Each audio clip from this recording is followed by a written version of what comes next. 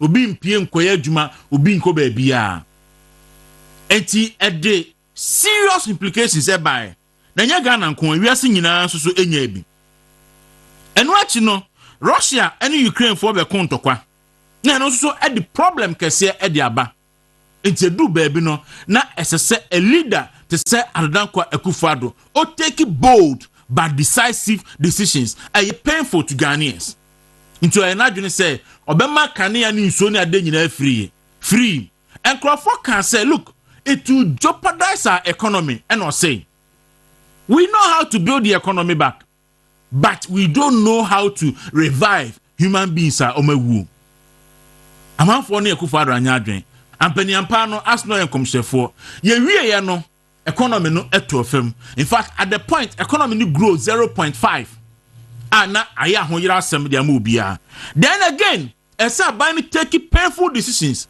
so aban no introduce some tax measures before that na aban na ko IMF nti aban no at the levy buy aban no ye domestic debt exchange program ehun sem beberebe ni ye tin samwa John Dramani Mahama ni NDC for ka de kire Ghana for se levy no eye krono se eye atutubotom tax omo se eye krono na Akufo-Addo ebo Ghana for one ba womia in fact Akufo-Addo na ono abu ni man no ono kura no in somewhere attend di ba womia no na ka Akufo-Addo kura eye and course me do baby a na fei parliament numbers niti na adane ntokwa pupo e wo parliament 11 ni di bible so miensa ansa na yetimi age atum abani suade hu se ankafi bia obenya 6 between 6 and 7 billion Ghana cedis no when timi achieve even 30% of the estimated target 11 years yedema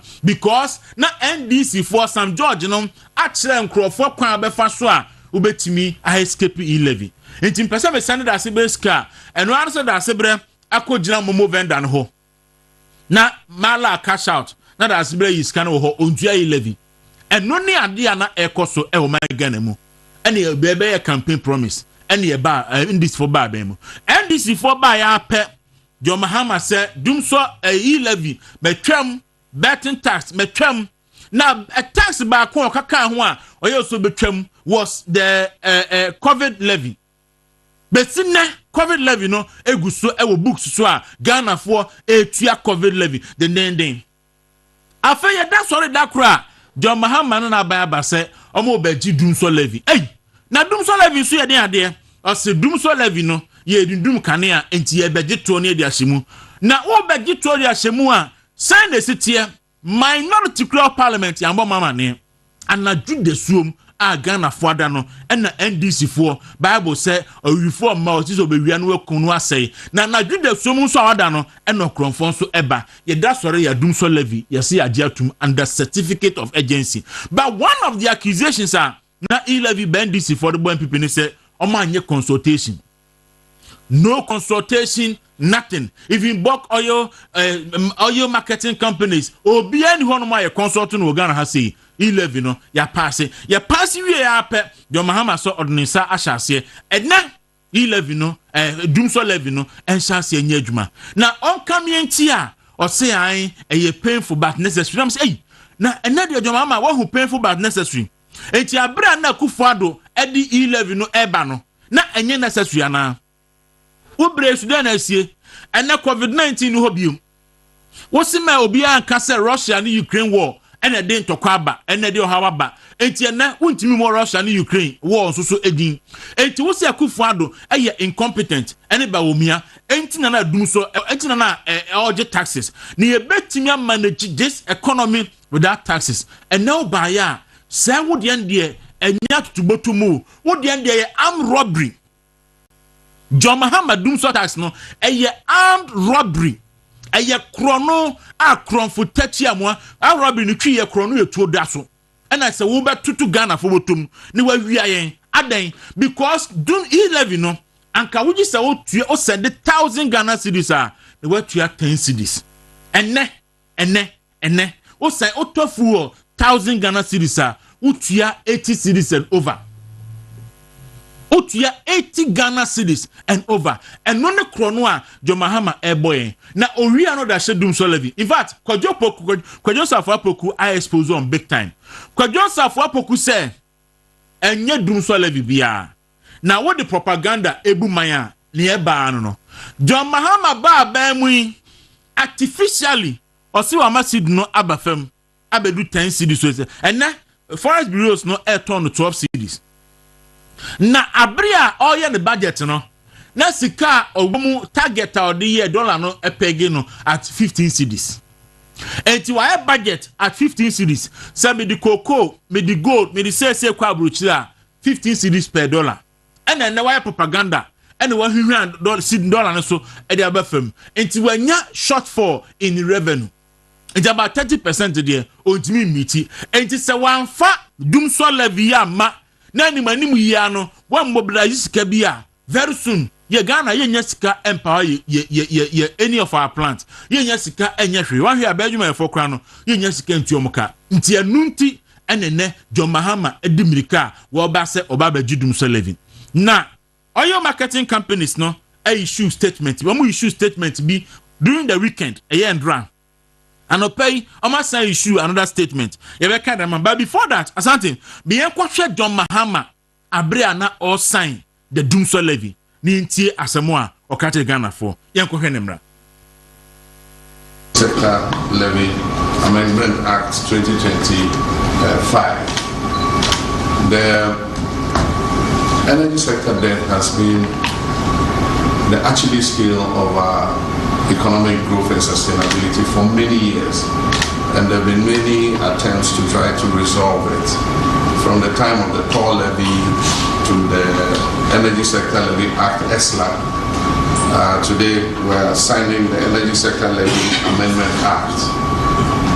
All this in a view to trying to eliminate the energy sector debts and stop the crisis in the energy sector, and create an energy sector that delivers lower tariffs and better service to our people. I wish to pledge to the Ghanaian people that we are determined to solve this energy sector crisis once and for all and resolve the issue of the energy sector debt.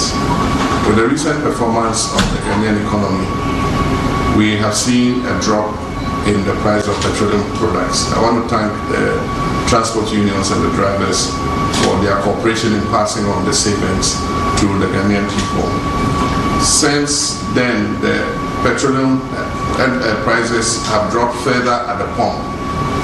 We believe that it will be a useful use of the extra savings that has occurred to try and pay down the energy sector debt and also pay for the expensive liquid fuel that we use to generate power. The fuel component of power generation is not captured in the tariff, and my understanding is that if we capture the full cost of the fuel component, it will lead tariffs to go up by 50%. Not only to take soft decisions and easy decisions, but also to take hard decisions. But one of the assurances I make you is that this money will be used exactly for what it's meant for. Asante medasi nti ora John Mahama na mote ne kan se yanto abama no se o me president no me take soft decisions. They so me take hard and difficult decisions. Na me se nyatwom na ebeku nipa. Abri akufuado na ogina kono na o take bold and decisive decisions no. TTC Chrome ekoye propaganda. And na GPR24 ama ultimatum. Say in 10 days, says Adum so levy aban enye free one more. On beko nationwide strike.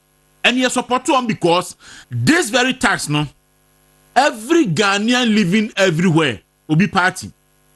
Will pay the Dumso levy. Every Ghanaian who work cow, who nikau, who betuya. Because ene ubafo trotro or kotofu la ya de beto so e de amomo asante me yanken kan oil marketing companies for krata omo trade koma aban no na krata we emu asem no wiram na emu so ya papa se aban a Ghana fo ato aba ama no ubekwa ko pass tax anaju de sum a Ghana fo ada uwie a holiday a yankwa adwuma no ne wa tro krata on a holiday na odi serve workers no OMCs no on a Sunday. No, I can't say Monday or start implementation.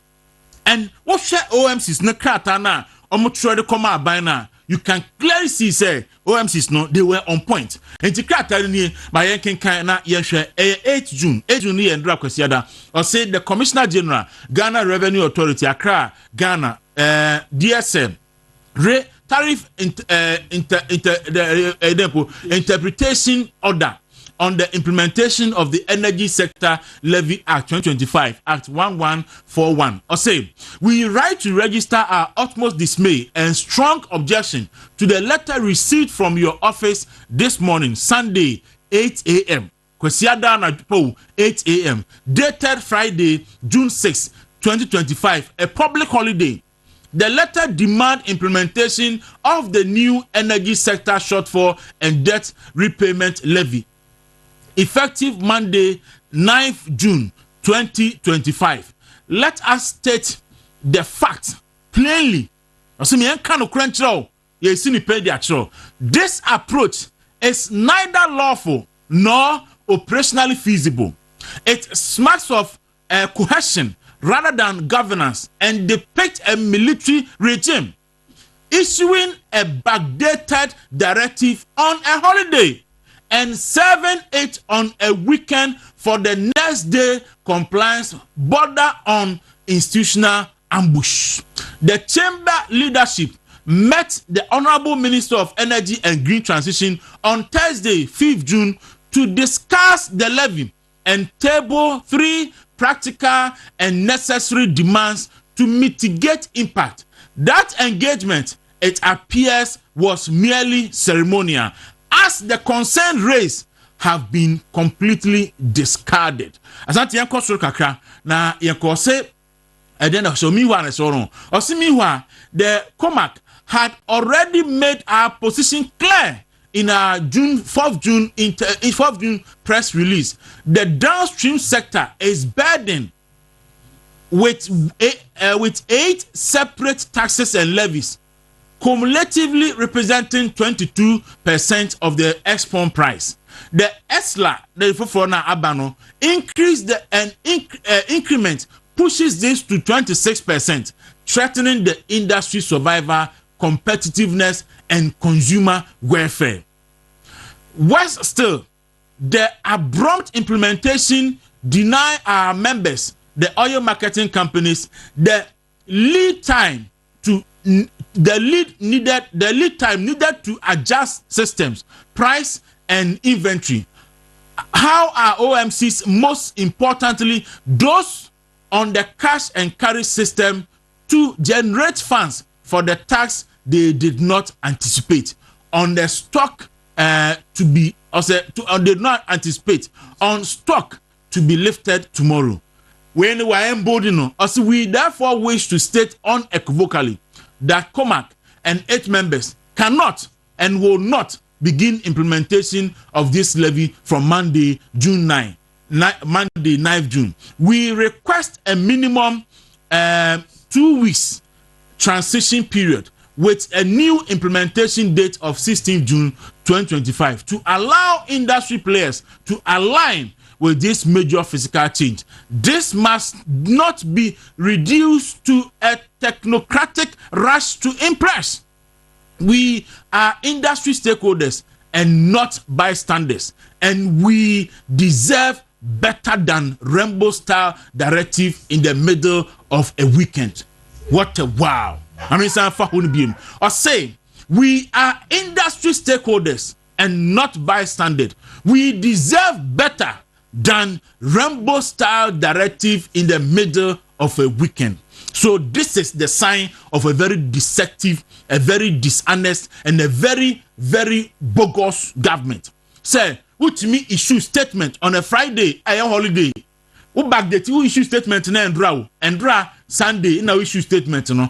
But who backsa ubu amunti who backdating the call Friday. Nyankopon ye so far confoira na bonti e fa oton. Nyankopon ubu who backdating call Friday na you fi say Friday so a holiday. Asanto bet me a year free so.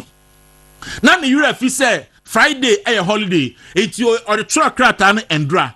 no backdate call Friday no so holiday nti GRA for omo nya adwuma no de come omo endra kwasiada na wotwe na omo kwa asoro no no de come omo no so joma ama say enne mo ba ginya na photo 11 cedi on every liter na mo fama na mi konkodi because mebu amamu bone amene me revenue so at by 30%. Enti mirika so no ye hia we edi asem. Enti OMC for krata babo nti Andre afedi Andra omode ahopepre akofro no machi afi aka trom say onbema o makosi 16th no na omode aye implementation. But and now we Ghana nia kai na hu say on the 16th of this month a check beba. Economists for na shase kasa say so what's the way betua energy sector ne dia sanka wo the sunset clause bill nim so that ebenya a day sa tax we wiye but only any intention to end it. It your buy no se boss obey dum so levy and na oguso dum so friends covid levy oguso eje aside dum so aba beka ho we need the deceptive government we are dealing with. And Dr. Mahmoud Bawumia kasa about this bill. Abriana Oko thank you to in the central region. Na afraid na ho asem aba. Na Dr. Bawumia ekasa asante. Yentie Dr. Mahmoud Bawumia na ehwe ne okafa sa dum so building. This is for omutwan bebre. Every day obie hu entra omutwa. Enra na jo sembo nyina mo omudi dum so levy aba. Dum so levy. So first no must levy na yedi aba omo be yi levy no omo be yi and then omo di dum so levy aba.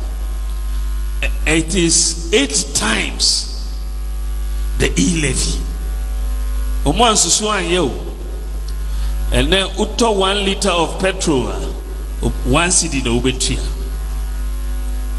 uto 1,000 cedis of petrol ubetua 83 cedis as tax.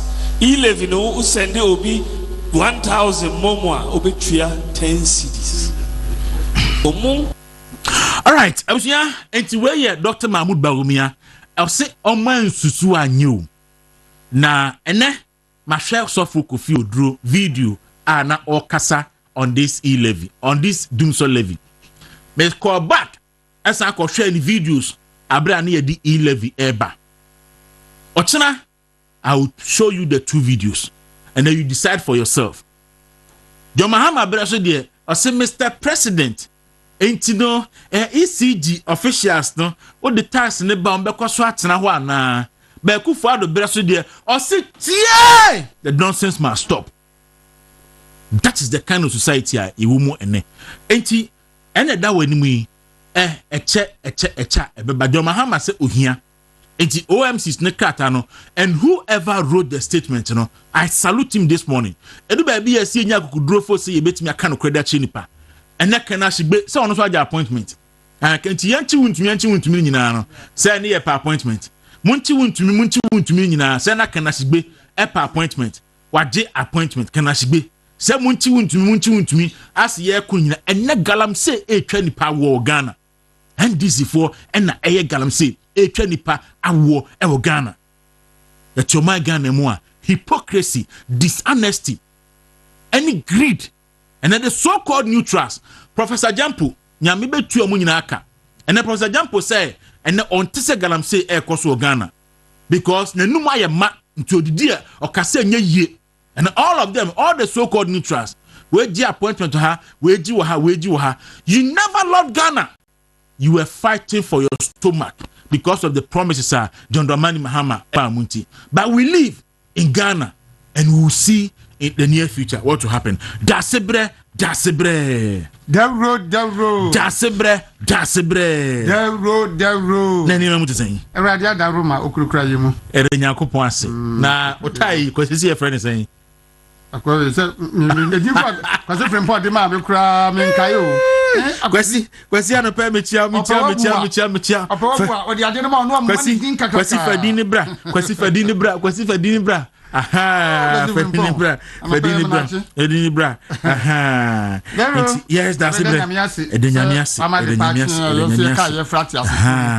Na ya adofo ne hwefo nyina tiefo nyina ya cha Dr. Mahmoud Bawumia ne yire Aja Samira Bawumia na Adodan Kwaku Ado ne yire ye maame Rebecca Akufo Ado ya cha mampani dada John Ajikun Kufo minority leader Osahene Afenyoma King and deputy Mama Pat this party Madam Patricia PG Rosalinda ya cha wo mo na fi anodom pre minority chief whip and deputy Jerry Ahmed any minority caucus ni nyina ya mom nyina achina no pe honorable Clement Wilkinson Wilkinson maybe I will be out ya chiao pa honorable bruta enti ya chiao stay strong ono de I set afon samanfo no o se ya wunsu ya man ti ya chiao obi bia na no pe e bia mo bia aminchia Audu Mahama of the Custodian newspaper na no Saturday no beli me pa na nya asem ketwa enti Alaji Audu Mahama anopei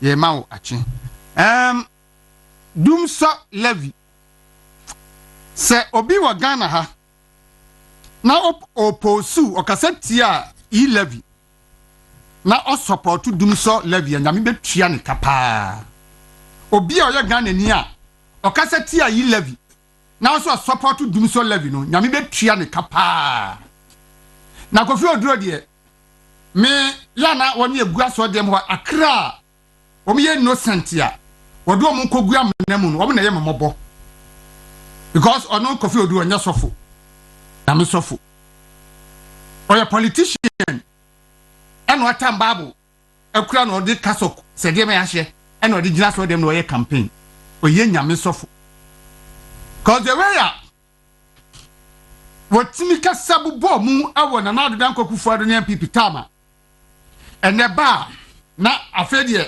me say ene de okrokro fe no atiasi e mani memmen no ye yi na me say concept anka onka because the party na ba ben ba wanka ho asem a Ghana for be kan say ade na we de buy no won kasa o wie cross atwantro o say okosendi levy 300,000 mutua 30,000 so for kohini 1% of 300,000 but you saying 3,000 what's me 30,000 10% which is not true so for koshini udi atro when nyame aso dem wo se wo nyame sofo a udi atro aso dem Kofi Oduro wo ye nyame sofo well and that's why and the Bible say me emumunyi the Bible na akwa so si dua na ba wo de ho de the Bible si dua na ba ne de mi dua na ba na me de ka tobo ase e ho no me no ya adwen Bible si dua na ba ne de be hu dua kro etimi Kofi Oduro no na ba no na me de ka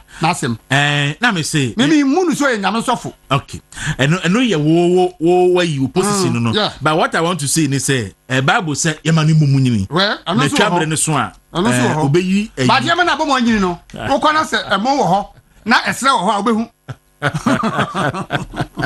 etino abusia nipa ochro OMCs ne krata no ma so krata no ma hwe edin ni so me hu so mo de ehye ma me hwe krata ni ma me san hwe krata ni bi yes edin ni so but omo tro OMCs ne letter here so and then OMCs na issue another statement saying say afedi aban any my advance say yenfa implementation no enko on the 16th of this month it is OMCs na issues are strong worded statement here. That's why Kabana no pay. And can crofo asase etia dumso levy no. And can mu ye ko. Na o 16 kra no. Aban ka se 16 for mo pene so a. Eno no say nyemfa so bi enisu because e dey na betua. Mo kan cha ban say no ye ntumi. Onte so. On family 25 pesos. Bibisa. Na wo bi ko top petrol 1 gallon. Matua for it is 50 pesos. And American no. Me so obi bia ro kaseti a yi levy. Now be support to D levy no. Nyame betua ne kapa. Enti wo dwama ha ma wo kase tia yi levy. Now the D levy ba nyame betua wo ka. O bone a wo di ga. Am kan say e atutubotom levy. Mo atutubotom. Am kan say lazy approach. Lazy approach. Ke kan sam hunu ne sabe sam kwasa sam kire Ghana for ne MPP for. Na say no eno ye. Mo si enye. Eno ye e atutubotom dia. Na ye we ye robbery. Midnight robbery. We ye robbery. Midnight robbery. Krono a etuo da so. And I just okay agwayi ni mo mani mo nyini So ogufo no kogu na ba no. Anadwo obi ada no. One ni paboni fon fra ha no kogu. No kogu okode. Ewura kogu. Nti joma ma anadwo obi ada no. E na ma akohye meeting ase. Ana mo de dumso levy bre. Ana mo ya wiki aba. Na ode ba ya mo sign na anadwo no putupuru. Owie ya ose ma sign monyintum. Na na embabufu ni say ose he was elected to take bold and difficult decisions. Let me say eti abere Akufo-Addo e levy ba no. Na milk. Ya amra no betwe love letters. Na milk. You see, we are very incompetent because this time crisis be any ho. COVID crisis o say me obi akra modin COVID na jai. This time o say me obi more Russia and Ukraine din ti enu susu eni ho. Enti incompetence ene de aba. Uja energy sector a debt of $2.5 billion. O kono uja ato Akufo-Addo buy no. World Bank for catch Akufo-Addo say Saka no bekwa kodu $12 billion because of take or pay was in Seguti. But Akufo-Addo ne Bawumia was able to manage the energy sector na after 8 years no almost saying the same 2.5 na what the aba no mujama nti omutimi averted the $12 billion debt ananka eba Ghana so no now ba na betu the same $2.5 billion na what do anu atum esu kikam se no nti what the tax for eba Obowa. No mo cry, we fe any we to person be kan say energy sector debt 3.1 billion reason. If you ne barale. Na no kan looking kan no 2.5. Dia wuja no ho no awunim. Dia na do ye. Unse so ohin bi o se fie bi tu kan wo de talent chairman nkrofo no. Ba ko din de ekosi oba no se de ode ma me nu ani juade. Enti dia ma jan ho no na oba na do say wo ko we na oja no ntimi kwa no da ho be tia. Alhaji Audu Mahama se mimisa se na wo ko he no ni wachi. Oh. So what trying to so Alaji ya da in this kind of life o ja una mabontia manfo amu animtia Big Joe good morning mitia Big Joe na no ya wada me da se pa Big Joe mitia papa masama godo martin ye no amenua abokode nyame adom ahode e wo ho ye de nyankopon ase na sa wachechi a ifo na abranti be fen Ahmed okay one ye P2 minority leader Yamit so ni Ahmed pa okay now Ahmed ne ho ye tie chale na lopin okay and Ahmed ye chale na lopin okay say ifiada wo konwe namwa wan kai yin ana de kra won fi no na Ahmed and ye ma special greetings and chabe de Kwaku follow 2 minutes Ahmed no one what you see Amichia no say Ahmed no so what nka na meta mechia no Ahmed anopay chiao ya nam wona na ye nkrofo a salary nyina ya ntiomka Alhaji former first second lady Alhaji na director na friend say Alhaji Gariba just adi Alhaji Gariba dey am kuri mu no me nka hwe enamin Alhaji Gariba adi odi am kuri me nka hwe na me chem papa ba ko obeya na Alhaji akoto na ntwe ba ko no de na me gina na ye dai wo de ba se be ma ya bi no me se o me ya wo madafo ba ko ya Alhaji na o so mfa mu mpie o se wo de upi afi no akobo krusa mane se Alhaji so de mi pie nti ma ka chen se me de mo ba mse ne ekonom Alhaji sana Alhaji ate ti Alhaji ankasa odom ko duru hono ofre ba na so benom den ana say ma obi Guinness 1 crate hey e masses obi Guinness 1 crate o se samso menum Alhaji eti Alhaji Gariba director e former second lady ne office anopay mi chana Alhaji de no dey me no menkasa anopay mi chia papa ba ko Alhaji Mahama efeno Alhaji Turiba Mahama Osu Shell Oxford Street Ronso so anopay mechia no papa Alhaji mechia metung in fact say me ba na we de me na me ba o de ente me na me ba o ka say me dada me na me ba ntia anopay mechia Alhaji Turiba Ibrahim Mahama of Osu Oxford Street Shell filling station onu unu Gariba ene omomka hu nyina anopay ye chia mu nyina godo Kwaku na so wachia also wachia Ahmed wo ho machia Ahmed nti masasa the message we are waiting for our salary meet okay nti omo ayanti omo kan nyina omo kon akwari ni nyina yes yes Kwaku we wo bobo nsem bi so yeah ba meba ho pa sisi ba be say me tia de ketu be free okay on say TV programs ya ye de ba no obia ya ne bia woni focus yeah nti ya no pay die yin a social political program and it's a once in a while no komponi na ya fa social topic bi ne dia fam ye Kwaku say tade ye fam ba kompo ya na for edga ya na go for dwa kakra because we say focus no more political UTV asana membeka okay kitwe bi program on Saturdays yeah me hwe bi that be do be ala mada mo fen de ben show United Showbiz Kwaku United Showbiz e ka showbiz a wo stretch they said there cry politics in ka showbiz United Showbiz wo stretch they said there cry politics in ka ho or let's say somebody who is into showbiz and na be wako politics and na asem ba mo ka ho asem Kwaku ya chiche ma wuntumi na mencha de ya ma ne bill na sa topic no ebeka ade discuss no United Showbiz emma obi timetina ho na wadidi chema wuntumi atem eya mesre media owners no say munhwe ye kakra I'm not saying say go and gag somebody but muntum nko follow for kakra say chema wuntumi so 5 radio stations chema wuntumi so e 5 television stations eti ene ye ba yen na enka ya befa Doctor Sekwame Despite need nesi nesi aka say okita honorary doctor degree onye accredited oyusu yes we different friend Doctor Sekwame Despite tia Ghana mra National Accreditation Board for accreditation board and authority. Yes, authority. Any GTech for issue strong statement. Yes. Last 2 weeks and so still mutuna YouTube wo I can say doctor or say Kwame Despite. Munim so onye doctor. Yes. Munim so onye doctor. Yes, ba no pay ya. Na you calling on GTech for say go after him. Said you much sure let the good Dr. Joseph for being any more as. Amusun chobi nkoma Dr. Sekwame. Would they be happy? Even though we will be saying the right thing, but many just no na focus. Na ye ba ye Kwaku so obi enu say Dr. Sekwame Despite one ne friends back Dr. Furisapo. So obi aka so mu ye nuafo. Yeah. Wa papa na wo hwan. And wa mama na wo hwan. Ye ba na ka betnase.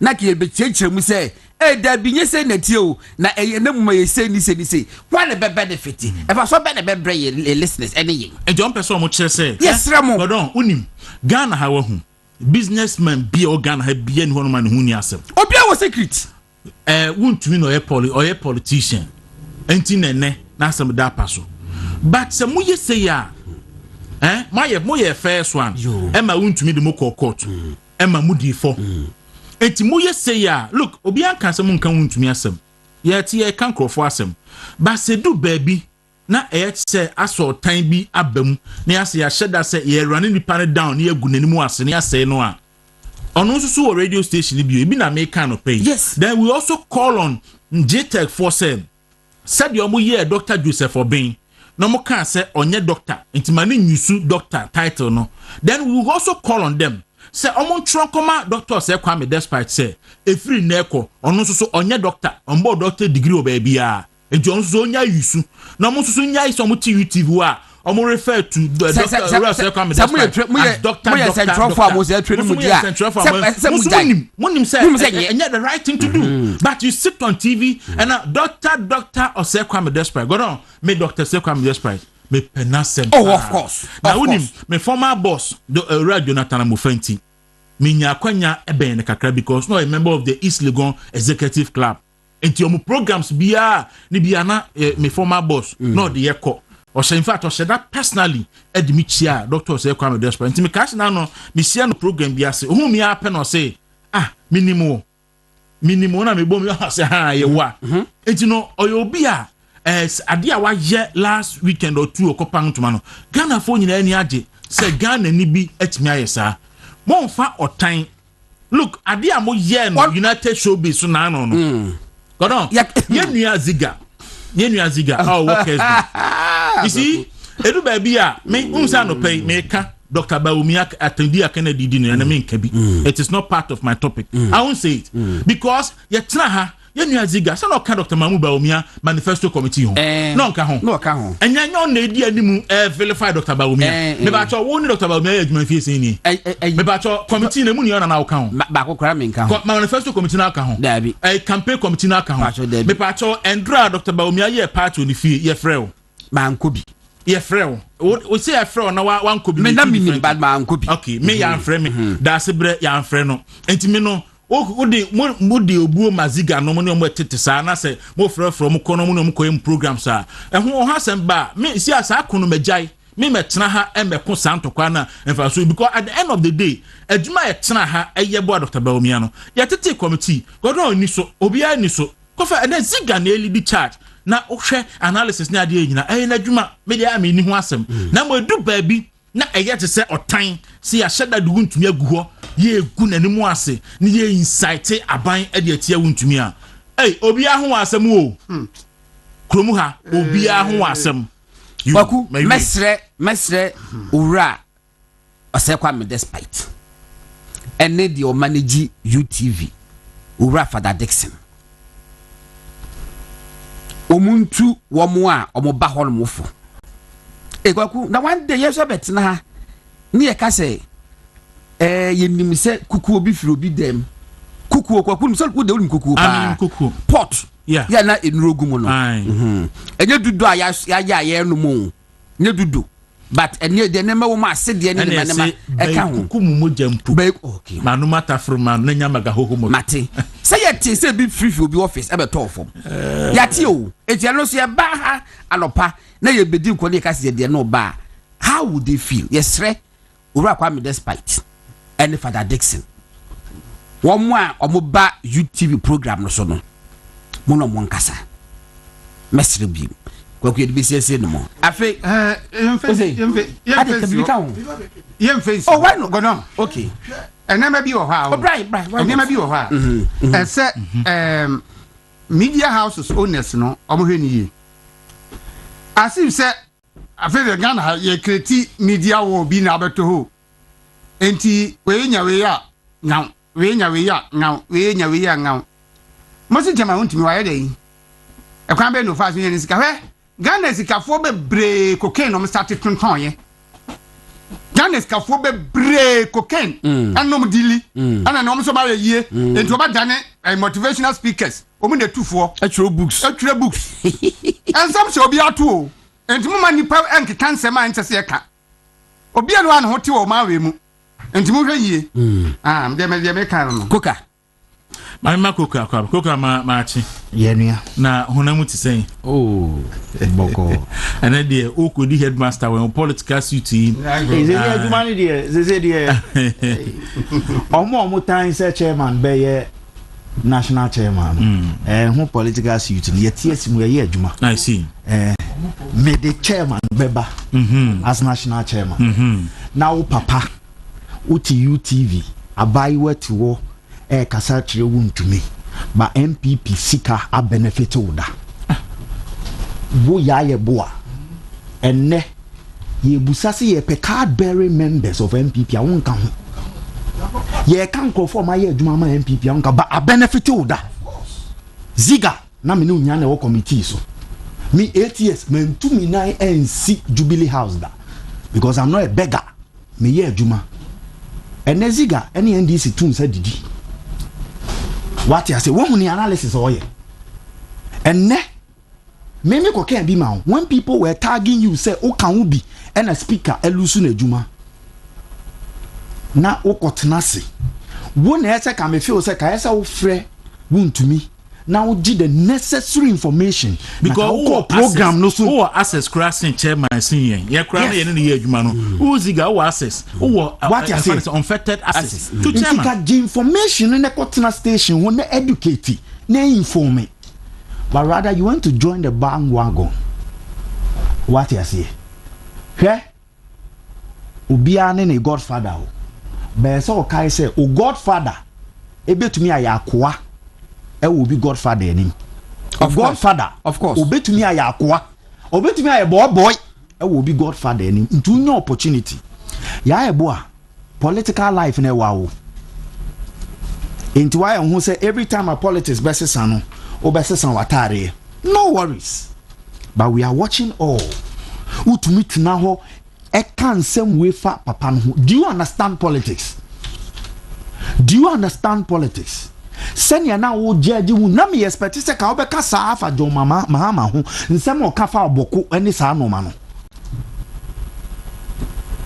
yes obi anye clean but uba sɛ wopɛ sɛ woka facts and figures sɛ woka no sɛnea ɛte don't pick and choose men try sɛ wobɛkasa sɛnea wobɛnya fame afiri obi hɔ ɛnɛ platform a wokɔ kasa so no wɔn sɛ sɛ ɛka owners ne managers because you don't matter the matter is the owner no and the managing station no we should be very careful.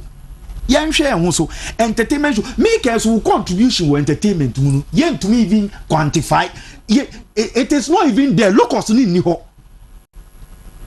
and that dressing no and yes what show who and how you inform, how you help impact the economy, change lifestyles no akotena ho and they Peace FM and they it is 9th and 10th June. Ubia will follow Peace FM for years in him say January Mudie Chairman General or Majuma. What did you know? Now most of the time na me na akese atenem.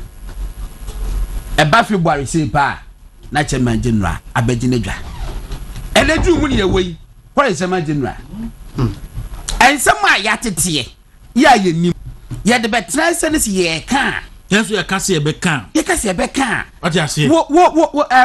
First, only people was welcome despite Hosano. We will not want to drag him. We don't want to do that. Drag him on. Some predators and Nipa what program. I'm all too for free Kumasi. Afurium say Debbie. The contribution to we will never seek the contribution to FNSA Ghana in terms of taxes. Yes. In terms of employment and work creating. Yes. You see, any package is look, I don't think that Kufuado Nyansen mono. Abrea Ibrahim Mahama issue draft checks no. One to clear ni mano. One Ibrahim Mahama too. Also we a Ghanaian businessman. We Juma Saya. A back can crow for. And it is a why issue draft checks are a offense. First Canabra, na kwa Juma. First Cana with draft checks now we issue no amount no Fabra na kwa Juma. Oba besia banks guye umuso bichi no.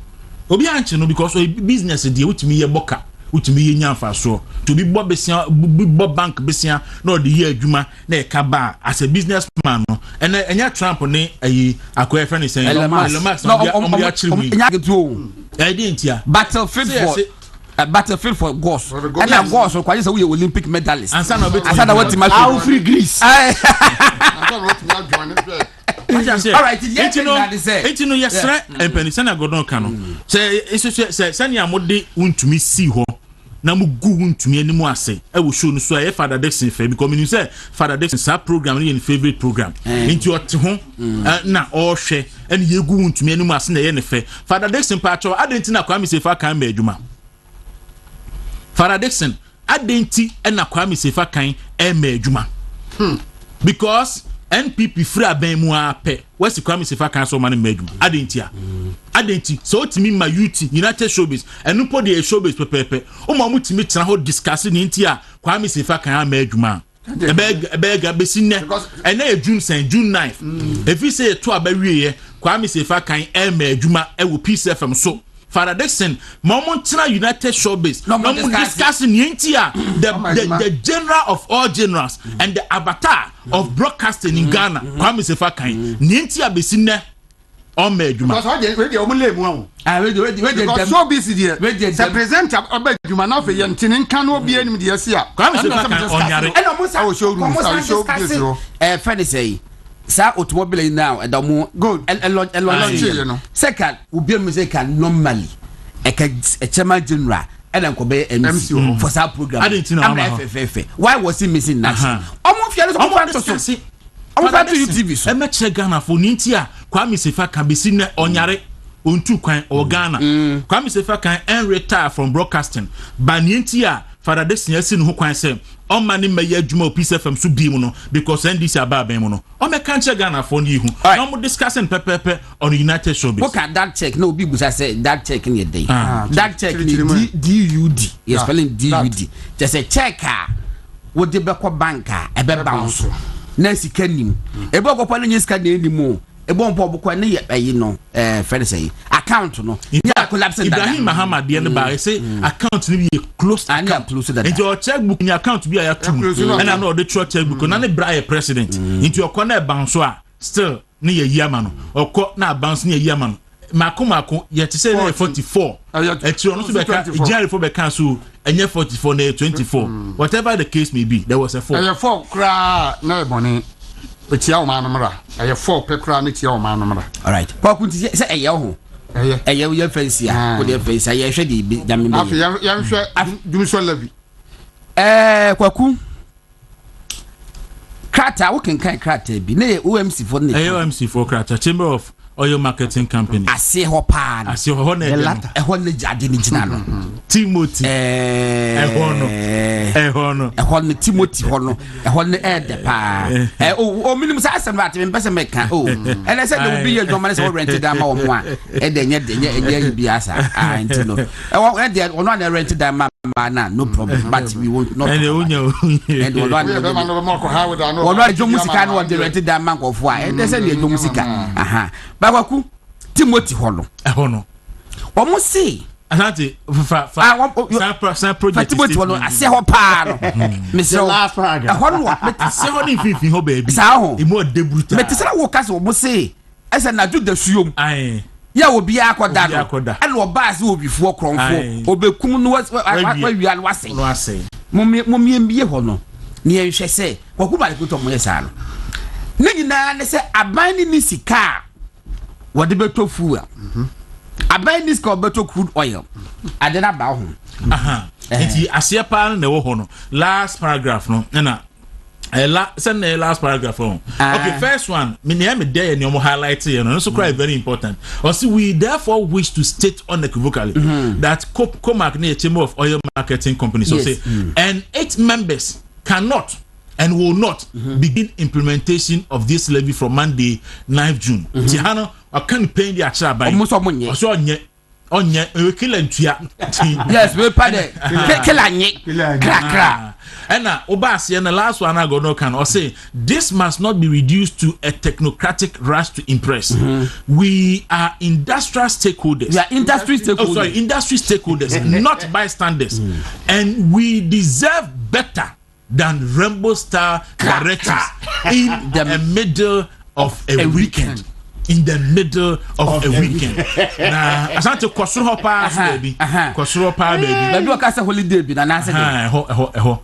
Ai kwasuro pa na ye hwe no so. I see Rainbow Star in the middle of a weekend. Okay, I say we write to register our utmost dismay and strong objection to the letter received from your office this morning, Sunday, 8 a.m. Sunday? Yes, Sunday, 8 a.m. 8 a.m. Was that not pa? Yes.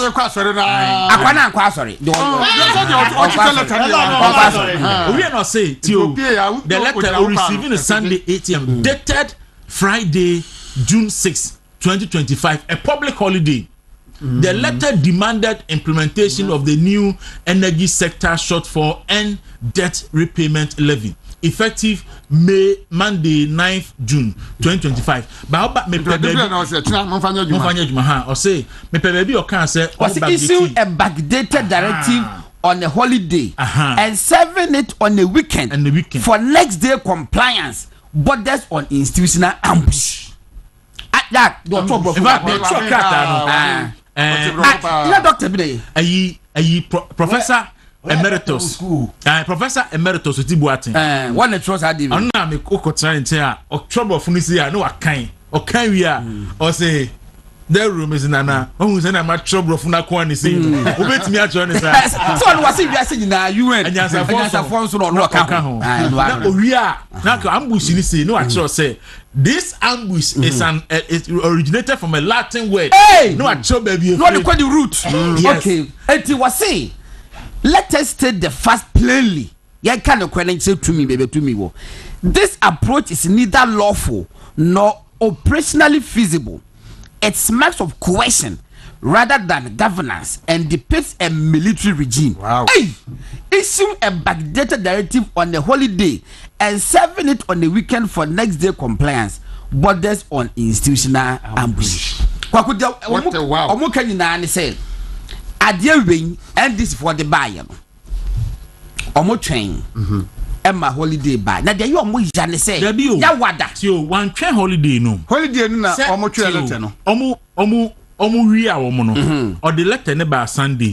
Na Sunday no the letter ne by no. O pese obu OMCs no. Nti o backdate letter no. Echo Friday. But na me you fi say fiada na holiday. Say we friend say yes so dream bona na onya san keto. Na onya san keto. Dream bona ba krati mu a. Dey you omo ya so say. Omo sia aban panifo ya wada. Ade no man ka kire wo. Also mo ka kire wo say ade na mo pese mo ye nenye. Enye. Mo de mo kra the three proposals be added to. As aban na bom infita duku abon to pampers. Some officer it was the back was ada. Omo officer omo majority Ghana. It don pay omo timi here. Yes. Forgetting say Ghana for na omo say majority no. Na Ghana need the oil boni and review. Yo. Ghana for yen fast am che. Kwaku ni na ne say NDC aban no omuntimi e manage Ghana. Ebuabo omuntimi e manage the energy sector. Kwaku sa sector ni one of the few sectors sa the word managing it you tell you so hopa because energy sector is all about managing it. Where the ka energy sector dey Kwaku you said there ko obi obi ka time do obi ka it is e ka na e ba no e wo se otimi managing ye where the way ka etine sa what say VR for so obi do obi do mo ka VR for no so do mo e do obi so ka we do bi ka what is say energy minister ampo abina na be ka say e ka omodie nyina e ka ye DCG nyina se etwa nyina ma ECG kran pa still enso ade check baba so it's about management. We want to be managing tea or my dream say, Yen Pesca Megosi see and Yen Fanto Fuel no. But Kojo Pokun Safwa, Abema, and I agree with Kojo Pokun Safwa, or say Forex, you know, oh, okay, or say Mahama, or Castle Pisca to Fuel or Bois, or your budget, no. Na dollar no a 15 cedis to seed no and dollar no a 15 cedis to $1. Yes. And no the year in the budget. So now on one Kwaku boardroom no determine the price of the dollar no. Ama wanya a shortfall of about 30 almost 30% on the budget. O here be the ashana mu animu ya no. Anya say economy ne be crash. Every no do way e dey abey. Kojo na and me feel say asema o ka no e to asum. Say na program dey abey ka no. Say ade no be ma koko bo kra na won betua no kra so e dey nsem beba. Fa hin ko si hin ngomra bibiri. Kwaku de e ha me ne say Mahama Yariga majority leader. Shamima Muslim.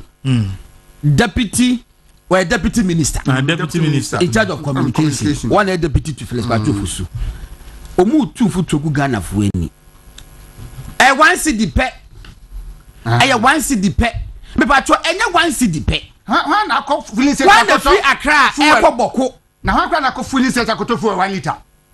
I just a motor for you. 1 liter. Motor front 1 liter. Okay. 1 gallon, 2 gallons. Motor will talk 2 gallons. 82 gallons na wakotono. 2 gallons akotono. And 9 cities na dey to. And what are they why they mention what a 1 city pill, a 1 city pill. Anya no cray. Bagodon. Minia. Saturday no, o ma mention here bibi discussion. Okay. We calculation now. Before already budget no, na dey da so 0.95. Yes. And all the 1 cedi abeka ho. And also what petrol so saying 2 cedis. Yes. In 2 year deduction now, a 0.05 per watt is wo. The road has 0.05 per. And what now we share increment na eba na. And obi bet na ba the catch them say the first levy no. Ne kum nipa. And no na optional. Wait. efunu kura eda ka mu a yede komo kura no tua efunu a eda na ntwi a yede yesa la kura na yede beto ka mu kura let's say transportation yes and you see say understanding ni say and now to fuel baby 12.52 obi baby so 11 pacho dem about asante pacho obi send video bi and I think say video no extra dey na see pa it go no video no Saturday your boy I was asante okay all right who we are okay asante enti odem mane famra who we are discuss okay we are na wa ye ho adwuma bi no okay me Saturday your boy wa enti was that video no Kwaku ene baby a fuel ni ye 12.52 per liter. That's a bit kikaboom. 12.52 times 4.5 is saying 12.52. 12.52 times 4.5. 0.52 52 times 4.5. 4.5. 56 cedis. That's 4 pesos. Let's say 1 gallon. No. 1 gallon. Plus 4 cedis, 50 pesos. Plus 4. Plus 4 cedis, 50 pesos. 50. It got 60 cedis, 84 pesos. Almost 61 cedis. Sir. Et who got 1 gallon now? What the 4 cedis, 50 pesos, and a back out. And now, what 1,000 cedis are? Ubetua 83 Ghana cedis. So 83 Ghana cedis no. Let's say petrol 2 gallons no. Almost 2 gallons. What petrol 1,000 cedis ya. What you petrol almost 2 gallons. I don't know about the auto and so. Well, with this em. With this em. Ebinsi o my Ghana tax abodam for near would for tax way. Ebi ma o my yabako se. Domo ye any say e bia percentage bi near dia to so as a 2% 1%. But say cut throat ebinsi. And you say 1 cedi per liter. 1 cedi per liter. Hwe meka no ha. VIP 4. VIP 4. Omo community last week say on ba bete omo first so across the country. Ade be chia mo ye ya na NDC 4 ekoye sa certificate of agency bi.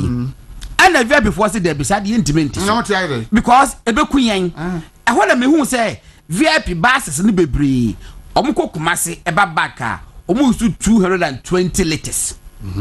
Etino mo ye calculation say 220 liters no times 4 cedis 220 cedis per every triple bi abekobia VIP 2.2 million all cedis edama na je say you know your passengers mienu sika abana Jeffrey and tukobia wetua all the passengers mienu sika meanwhile no already we try tax that down I want the whole so that down abai bus no so nya wodia bus no so nya wodia it is say no yes it is virtually my person just say what the for private cars abom work and be to say there what the make say o tu o kokumase ababa ko no what the passengers mienu sika what the musika ade tire say wo yes ah oh asati me ko video ni mra and I think say we no akwa no ni ma me pen say even liter no kwan mekuta no e wo bottle no liter no o ka boss ni ya okay asante bacho me hear video ni mra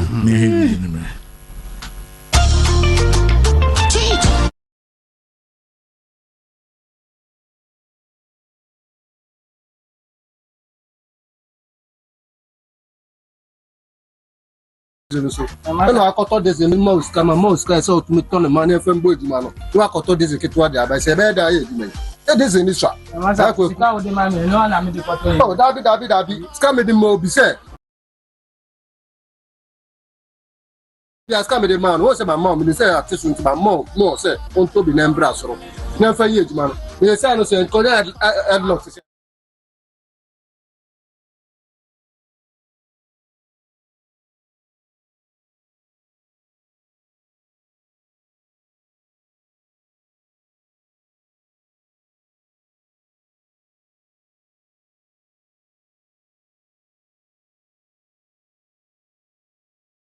eni ama na ma mesia guwe titia no pa wo betwa no wo tena na moji achi e da asem wo fa okoto de zemba mi se atiti so ba man more money se ma man wan see that so ton ton na yama I'm not told this one, so still, this is by the same this and all that. This is I showed you, I said, well, I'm a big guy for you. One city now, what they saw, so man, or say, only what they wanted the other. Many workers say, oh, man, penny, at the one city. To diesel be away, we told diesel baby a day 1 liter away. And yet the 1 city at to so. 81 city, I only can't home and say, on fento 25 liters. And you and now auto diesel way, say, you put me saying Bakuya, and about could be a 1 city a day. And that's all. And now gallon way in because why we are Debian for Beko. One person among my Maminka Samoncho. Well, say, what away, 25 liters way. So I say, Unya, Massa, and no Unyan and India. Or Kota, no one 25 cities, 250,000. No, the account answer now when you wear mouth. So I say, there can't say my moon, Yawa, Safi, and you don't know what fast you can be added. I said, what's the dimension? 81 city, I can't on there. Only 25 city and a fire day. Count, you can't some what to do, you can't some yacht about 1 year day. Yawaha, and I'm more catcher, I say, where you levy a day. If you're not asking me when you levy go, the levy come. What you do, I say, do so levy. Sabe, Edam do so, and I'm a cotton machine will send come on Fenya day. And yet, once when or man penny Mahama. Now, what's that down? No, that way, now go far by and the offer far by. I don't know. My main casa Moncho, yes, see, say, home bonnet to free Nippum. No coaching, no, when your baby and track. Now, or some bassett, the more sanko for 7-1. Or bar, well, who says Sabita French, a gun for the one, Nebia, or see, or then, there was short memory. 81 banner. Was this sending animal home, one bay and what tree, and nothing why he levy first, no, you levy no, or send 1,000 cities at 10 million. No, what you are 10 cities. See how, and that petrol, Kakra, toy, say 180, I say 180 cities, you know, who bet you are 25 cities. There can't so much more.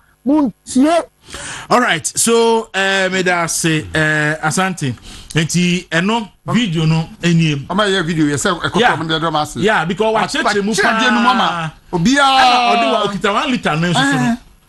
Say gono na kese pa no, ebro 1 liter on. Kese de hin. Me kan nsu bottle kese pa. Ebro 1 liter. Ebi 1.5. Ebi 1.5. It say eno krato liter no a enye nsuo bottle kese ne ma no na jo ma ama 1 cedi aka ho wato nsuo no oh awurade ade na ehu wato petrol enuru ayi kese efe ne sen bottle kese ne ba ko no oje 1 cedi wo bia so aka se jo ma ama wa mebu man yo obetwi Ghana fo aso anim guase a Ghana fo di ku no 2015 or 2016 say or president o tia konya so a okọ election wa lusu puto sa no ehun yaw ana odi aba emfie na we ana Dr. Bawumia kan no ye betua tax pa na emo ya boso yi na emo ye belt nso yi Kwaku mate se omo person mo ye demonstration e wo Kumase omo nye na nkran sa Kumase se ye omo ye na I'm telling you omo nye demonstration no e wo nkran alikota me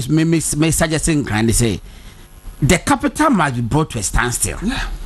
If the capital is brought to a standstill, it will affect the government directly. Yeah.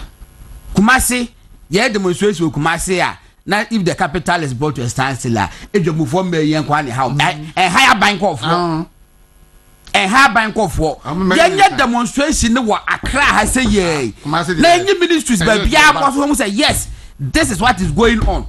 Kwaku, idea air cost one. Me pese minya energy speti bi no one che the last time one friends of why kodo pokos I my best friend is here but if you the last time one just o my friend insia kramra inside the Benjamin insia okay but say minya the last time one aban bi ba so a wotimi etam task kese sei e de to fuel no be see that no be see that ade na ehu ebi si da so petrol 1 gallon ena Comac Fonica no oil marketing companies in can say eto a egu auto petrol gallon ba ku bia eto egu so no se utua 10 cedis out of the 10 cedis no 22% eto yes it's auto 10 cedis 22% of say 2 cedis 20 pesos no in total petrol 10 cedis bia emu 2 cedis 20 pesos ɛyɛ toɔ ɛna ɔsi sisi ano wɔyɛ ɔmo de abɛyi ebe push akɔ 26%. Nti na kyɛn sɛ wotɔ petrol 100 bia 100 cedis bia na emu 26 cedis ɛyɛ tax. It may even be more than that. Better go better 32. No, ɔsi sisi ano ɛyɛ 22%. Okay. Nti ɔmo de wei bɛka ho a ebe push akɔ 26%. Nti wei de 2%, 4%. Eba bɛka ho. Okay. And what it means is say an auto for 100 cedis bia no a 26 cedis 26 cedis ɛyɛ tax aban ɛgye nsɛnyɛ tax no na ɛwɔ so a anka fuel a auto no 100 cedis ɛnɛ no anka bɛtɔ no sɛn wobɛtɔ no 50 cent 60 cent that's one on contract ansem ka bɛtɔ no bɛ 74 cedis so 74 cedis so ne ukɔtɔ no ba de ɛtoɔ 26 ɛde ato so and obi ani hɔ hwɛ ɛtoɔ no mo de ba kan first ba ko bi wɔ hɔ no ma vat no na ɛyɛ ad valerium ɛna akufo ba no bɛsesa no ɔyɛ no specific tax of 49 pesos. I think that was the highest tax I had. Ebi dey 20 pesos, ebi dey 1 peso, ebi dey say. Nti when there's a obolo tax. I mean them Ghana ha on the petroleum sector. No more peso. Omo tumi kan say petrol bo na ya din no. Aye tax component na wo mu no. Enti yi free mu a petrol beba fam. Omo kan san say we ya tax component ya yi free mu no. Mo ba mo de chese. Aya bodam sem kura na beto petrol so. So bia ko top petrol 1 gallon. Ade agu ni moto mu. Oso ontua 4 cedis 50 pesos. Edi okada fo amoto 2 gallon yi. Da bia mo ko filling station bia no betua 9 cedis. Abobo ya for sa na betua. Oka so ko fill na trotro osoro no patrotro. Wakofa kan Africa na ho. Eso to fuel ansa na wako. Oka no one fa kra be fa 10 gallons. Enti eso unya 45 cedis. Wakuno was it percentage you saying? 22 or say 22. And I see a 26. Okay. Okay, so 23.24. Between 23 and 24. Okay. As I was a very marine and he is right. Okay. They said they 30%. Almost 30%. Mama Yahu said so now between 26 and 30%. And now they no say can it be a 10 pesos. It be a 2 pesos. She a drew baby communication tax e de buy. Babin etu ni din say talk tax. Afede se kasa ya call back one ajo. Adia taxes wo so dada. Wasa dia ba say ye metu esika for your incompetence. Kwaku enrechi ya omo ye omo review electricity ni ade energy no. Ayi omo use ye forex exchange rate no. So we use 15%. Yeah. Fuel is more yes no. If I budget no we use 15%. 15%. So what is the problem? Shouldn't there be a windfall? And I'm what the J 15 cities. And they say I don't for my buy best at 11. And the team said there's a difference. Yes, John Mahama and Yesika. And that to petrol, or that to crude oil. A 20 binin. Okay. Road fund levy. And we 48 pesos. Okay. And we send NDC for now at the buy. I'm on the buy 1997. Special petroleum tax. And we send NDC for at the buy 2014. And now a yen and I make an 17.5 ad valerium. And now Nana Kufa the buy no obey no 50 obey converting no a year no 6 pesos. And energy fund levy and also so a 1 peso and so NDC for now by 2015 energy debt recovery levy and also 49 pesos and also NDC for now by 2015 petroleum stabilization and recovery levy and 16 pesos and also by 2015 and over Nanakufa the so energy sector levy no and also so 20 pesos.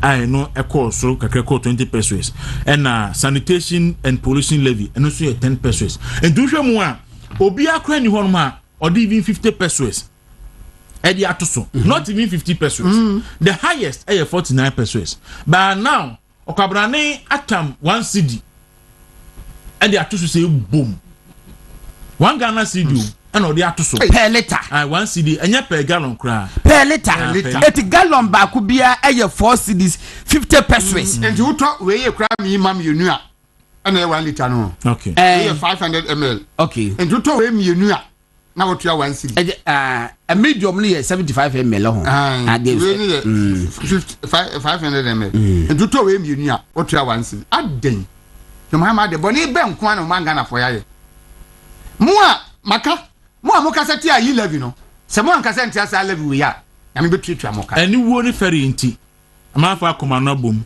ama akoma no atu muntimi nkasa emi ni 20 minutes pakita muntimi nkasa 20 minutes pakika Debi ento e wuntimi nkoto we 1 liter 7 de agum kam me ko moto kra ba bre nsa na tuna sate aye so chia no sa enti we want to aji so we mo te na ina so red to 50 gumu o ko fo se red ni be kwa o to bi aye wa hunu bi na red da so jina fo na o to 100 ko to ni red Honorable Clement Wilkinson honorable good morning honorable migiri so ho ye enti we no mehwe na ya agrumalate and ogrumalate na ne nyina so atimi akoyie yesi na ye wa yi san okay all right so how you want to me radio 95.9 any movement television so no twe aba pa wonsema aduonu enson na anopay ye live on Facebook ye live on YouTube okwa obe like na wa share na o do comment enso so afaho aba na yakenkan e di ama go don da se be any kuka Ghana for song ewu e wo heart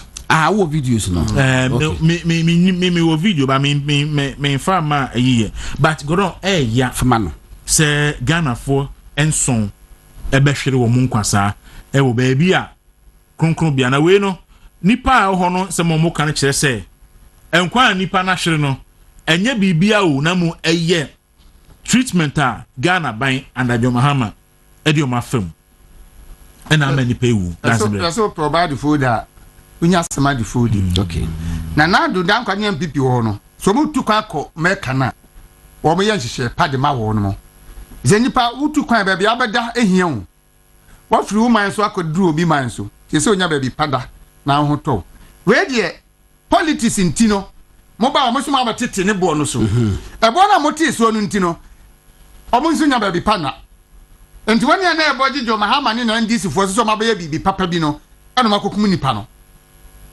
enti sanka o ma o tua abo na no mu tua no anye mo incentives papa no eno mo koy no mo do mo kwa ba fi a anka nya nsinse jo Mahama so abete so no do makogu school dem ama mako wuo no ebi da abonten us school dem ama mako wuo mo da abonten politics intin bi bia mo pese mo yam kase o mo na mo ya ade ya ne ate so ene kwa mo mako kun for man pan asante pacho oye video ni ready a mako kun kwa omo da o se omo da abonten lady ni die na na wia ya se ho wia bobo enya asem ketwa Kwaku dia ye ni say I say because of populism ye me nhwe nti NDC for buy no mo say hard scan ne board automatic so omo ete so no de che ni say utu kwan akoba bi sa na ye fe ni package be pacho obi send message ye friend no nada akon o say na esanka United Showbiz for no omo discuss gift you say ni agrada asem no na showbiz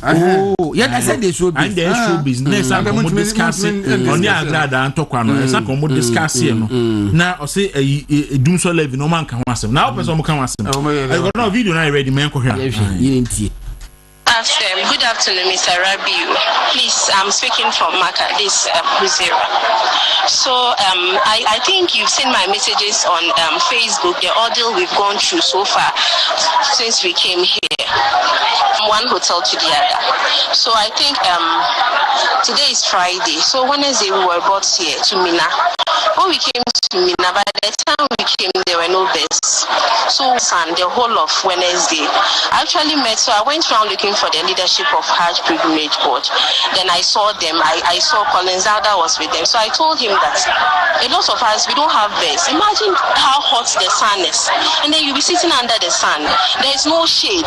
Right now, even my foot, I can't stand under the hot sun where my foot sits. It's burning. So I told him that because me, I'm living with some old women, a lot of old women, we don't have rooms. And he said that there are so many people. So if he has been able to get beds for 5,000 plus, I should appreciate it. And I said, oh, but do I have old women? He said, I should look at his hair. He also have white hair on his body. So who am I to speak that way to him? But like, you can understand my frustrations. And they came and then they did some canopy. Imagine that canopy, it was covering us, so we're sweating. At a point in time, I was suffocating. So my sister had to bring me out. We managed it. Now yesterday we went to Arafah. We are back. Imagine working from Muzdalifa to Arafah, to Jamarat, then coming back here, and then you come back, there's no bed, there's no room. Actually, we even just wanted a small shade that we can just stand. So maybe in the evening, normally when it's in the evening, at least it's better, then we can sleep outside like that. We are not getting. And it's like no one is ready to listen to us. I called my agent and then I was weeping. On Wednesday, my agent said they spoke to them. They told them that it's not fair. The way they've left old women, the way they've left a lot of us to be lying under the hot stand. Right now, I even want them. I wish there was a way I could come back because maybe this is just not my time. If not, I will die here. Not just me, my sister. She's crying. The old women I have with me, they are crying. I wish now they've gone to sit by the washroom. There's a wall on the washroom. That's where they've actually gone to sit. As I'm talking with you, there's a probability the phone is too hot. The place is so hot that we don't have a room and then we have to be outside. It's inhuman. It's just too much. I beg you, please do something. Come to our aid. If they will even send us back to Ghana, I will appreciate it. I will thank God. I just want to go back to Ghana because I've had enough. If not, I will die. I have kids that I'm taking care of. I will die here. All right, asante me da se. Go on da se brand cook. What? Enti Erano say wajani ma Ghana. Na condition mu wo mu no. Osuro se obewu wo ho. Nti be yi a yemfa ne mra Ghana. O prefer say obenya akwanya no aba back to Ghana. Because mu gu awiem. O se omugu awiem. Edan o se edu awie a. Se de awie si ball side. So mo na se nyana onya emunya shade kakra kra. Na ba bia omugu yi. To se awie ball mo a toilet so. No akose toilet ne so. Ho di ho share ho edem. No makɔhyɛ toilet ne so any toilet nanim ho no no mu gyina ho a na ayi enti no we ne tebia ene hajefo no ayekɔ nipa ekɔ haj no omuwom ɛwɔ Saudi Arabia. Osin remind listeners that fuel tankers who want to order 54,000 liters of fuel have to raise additional 54,000 cedis. Okay. That is why Comac is advocating for a halt. Okay, so enya consumers ne nko. Enya consumers ne nko. Na mo oil marketing companies ni na. Say how na be start. Na article down. Abasi okay. Designer dey na kwesi. What I see. Okay. Nti ne ho no so nana yeso ju say o say ho weather no range between 44 and 46 degrees. Just after Boko. Hwanu awiana no wod. Ano si. Kwaku na meka ne say eye package no modema. Enti fa ne say ade no ewo Accra ha ne yeye no. Ewo Blaster Square. Yeah. It is a Blaster Square. Your hotels ewo Osu, ewo cantonments, ewo Laboni, ewo Jowulu, ewo Kokomlemle, Asalam Dam. Eti o person kwata cantonments ani bo osoro kakra. We no omo downgrade the package no. Ti say na ebi akoda kasoa. Abinchi na wo mu no ye dia magana fo. Ebi akoda dodoa. Etu be free hokwa bedru ha no wa bre. Ya no ti na bi mu so moda abandoned hospital. Hospital na ye adwa first egwu. Say ho na di Ghana fo a omukọ Mecca. Holy pilgrimage. That is what mama. Aye, na what they do makwakose. Collins Dauda. And nobody is talking about it. Said ye pay when. Kwaku. Said ye pay when. It's your mom pa ma wo mo. Say nyame mo mo no mo ma hoden. Na omuntimi emfemu no mo ma medu ma Ghana mu ni nyina enyo masomfie. Wo mo a omo ahwo mo kware de egbo for mo crazy. Ye busafo nyina so. Ya wo ho. President Dean komo e wo Friday no after prayers no kasa. He kept insisting say or betiso. But at that time no what Crawford do ewu. Why even and show are appreciating what is going on. And can't you say what is the plight of what is going on there? Want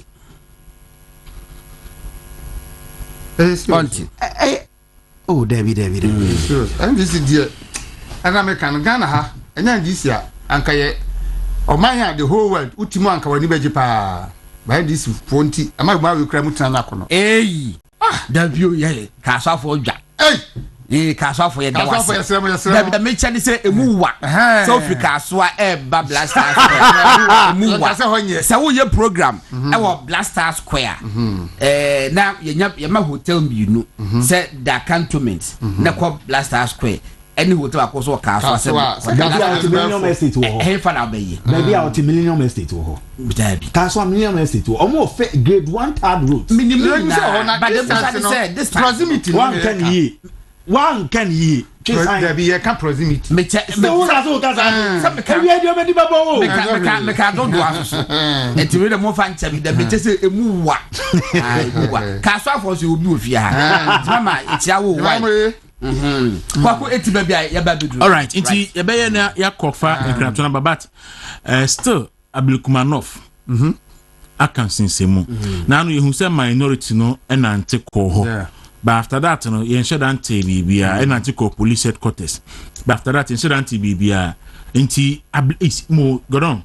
Hwe NDC for pa to the bia da se be describe o in a certain way a eya na me mpene so but edu ba bia he sa ne yente constituency ne yo Urajo Mahama any the party for among any statement without mentioning sa any I was so gone any 30 miles south and then NDC ba benwe ya to abawie Ablekumanov for the constituency ni wo ho ya to awie enipa na yi omo MP no mu yi na nye NDC ni le wini nti Jo Mahama say ompene em declare Ablekumanov seat no enfa ma MPP ni to make us say Ablekumanov for 6 months after say to abano omuni MP and then ya aba ye to last nipa be nson de wuye ye nte say Mahama kasa obabi akra budin say aba ye to you wini ye no enipa wuye and so now otimi promise as far back as I was so gone say oba obehwehwem ba aba ye to ye say police station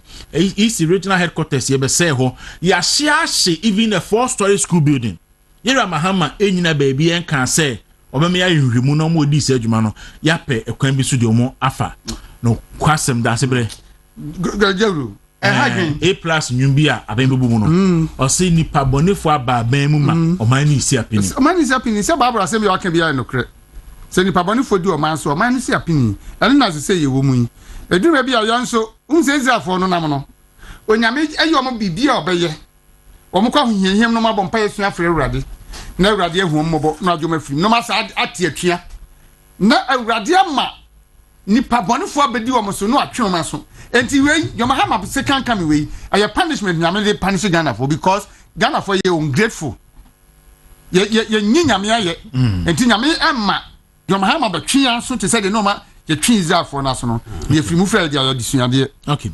Mr. Money say Saudi Arabia temperature no almost the same as Dubai. Between 44 and 49 rather. It's me cost pa say do 49 and say me do 50. Trapo. Nti no so the microphone ku gwa wie mu a na eku na opese oku wo mo. Godon.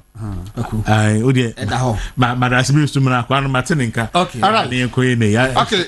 Everything for ye ni dwa kakra na fe ye nkyere mo ba bia obenya adura to obenya bibi ato. Se wo pese wo siesie wo ho na wo ye gam kama obi ho say yes abrante na ekuri ababawa na ekuri a me kamfo gidi clothing amount atade bi a pese opam bia o me pam no kama say a traditional casual and official no gidi clothing say omo e wo ho ma enti mensuru kra na omo ntade o me pam no nso no ne fa nyina achi no ebo no fom pa omo e wo designers ya utumi say o ma weda adwuma na omo ye no mu enti say o ye oba so ye be ma bra na omo ensiesie kama enipa de so opie badwam yehwe wa ho siesie a eno kra no sika ni botom se dem tia sika ni botom kra timma ba bi partner na ho kana sika ayo obotom man so na o dressing basa bon se na ohafo no bububu anichie ebu animtia timisew ma wontade hye nyefe na bibia nya kama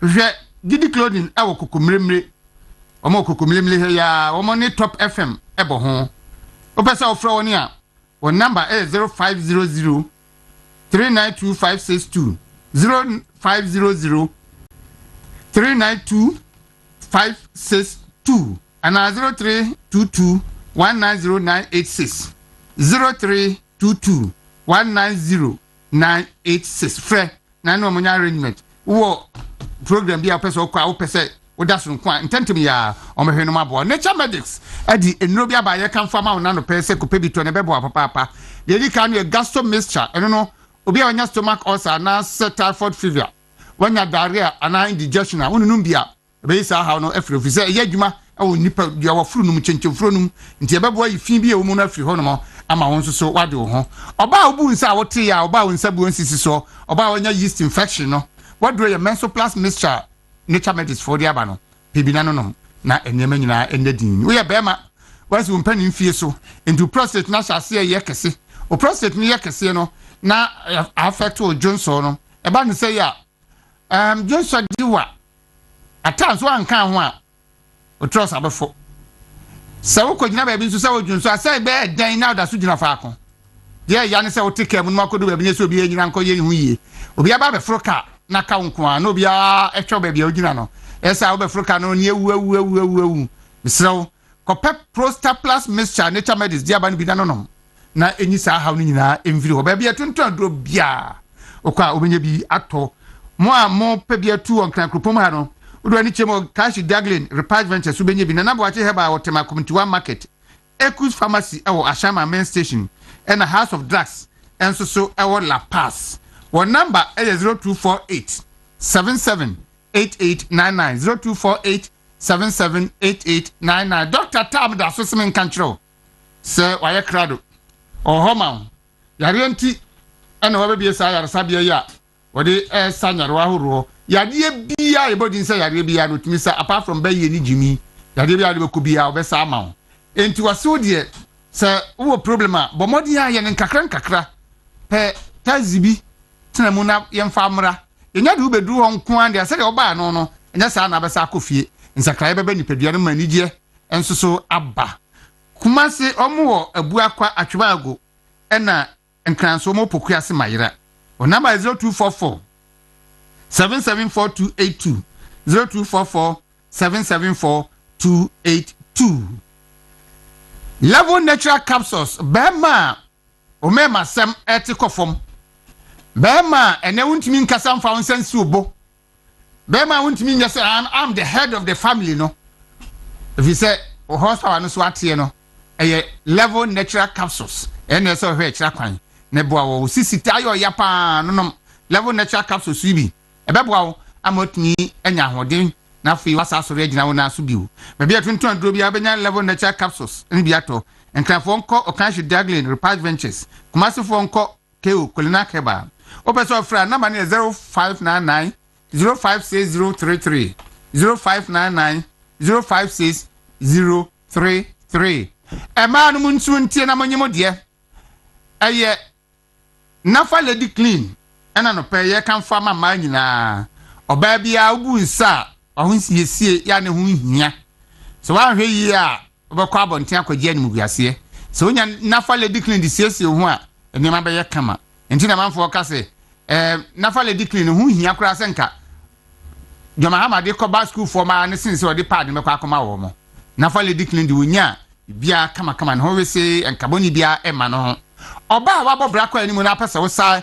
ebe ya babunu me ken wate ase wo pese wo sai ebe ya babunu a nafa lady clean eno so ebeboa wo pa amade ohwe no onsaka ba bia tuntun aduro bia okwa benya nafa lady clean bia to so pe bia tua fo ni kire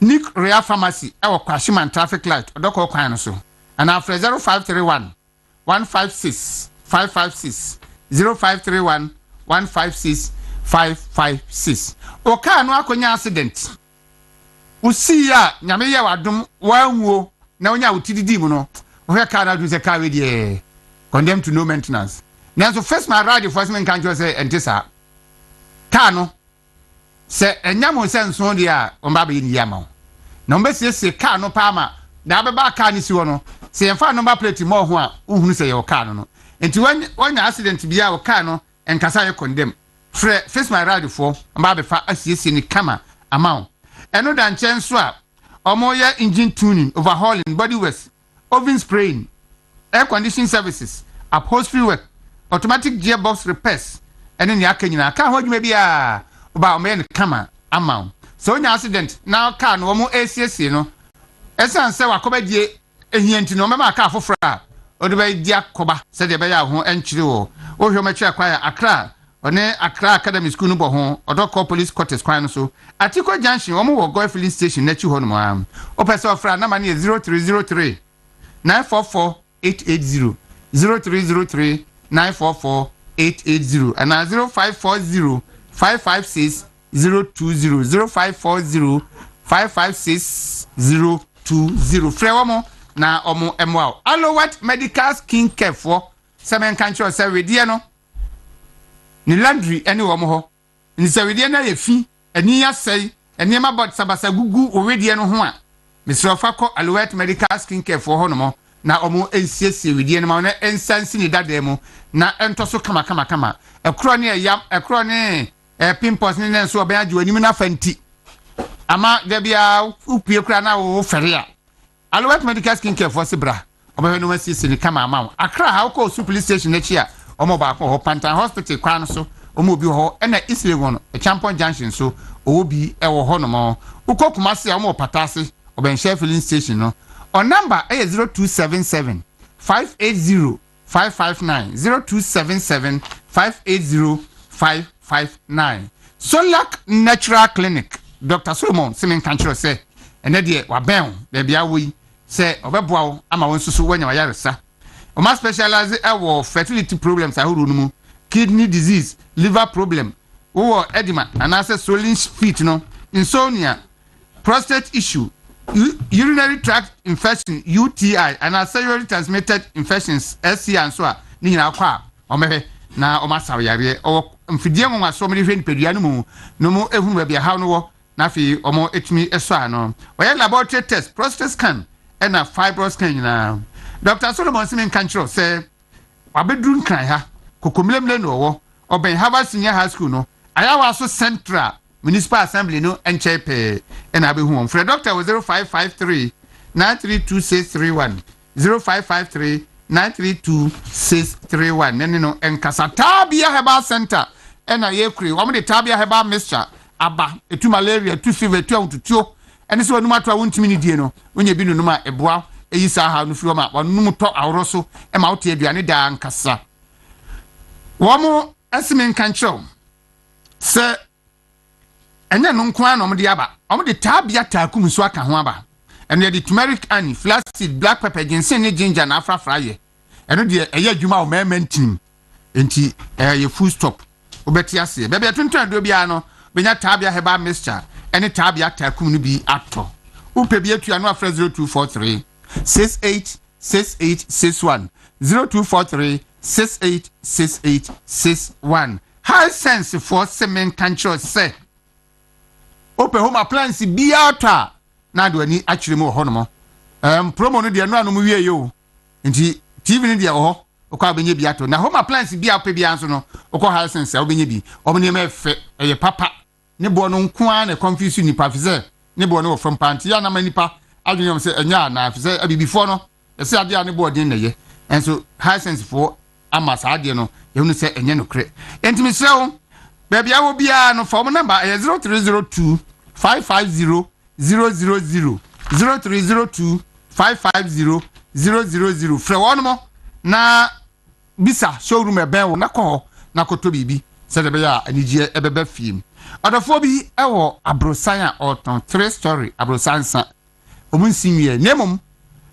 ground floor no wɔma wie ɛno no ɛyɛ single room self contained ba ko na 2 bedroom apartment and a first floor no so 6-bedroom apartment o ma wie e wo Klagon Spinters Infinity pe eno da nchen so a o sa wo plot 4 plot ebomu e obia kro no ano so o mo eton nti se wo pe asase na ato se so se wo pe efie no ato a ni nyina ma ye krado e wo ho no mo one number is 0246 683597 0246 683597 from na eno mo enye ho enhyehyeye movement television ni won tumi radio ye ho ma mo se dem nso mo ho ma ye no enti ye nhyehyeye pese ne mo ye na mo nya ye so mfaso ne so nya mo so mfaso ni se dwumadie bi a wudie bi a pose ye bo ho Dawuro ma bia na ye krado se ye bo ho Dawuro ma movement television die eho deho wiase ba bia edua no pase nso a heya no bia ehwe na wapensempa eti nti wodi wudwadie ho ne ma ba ha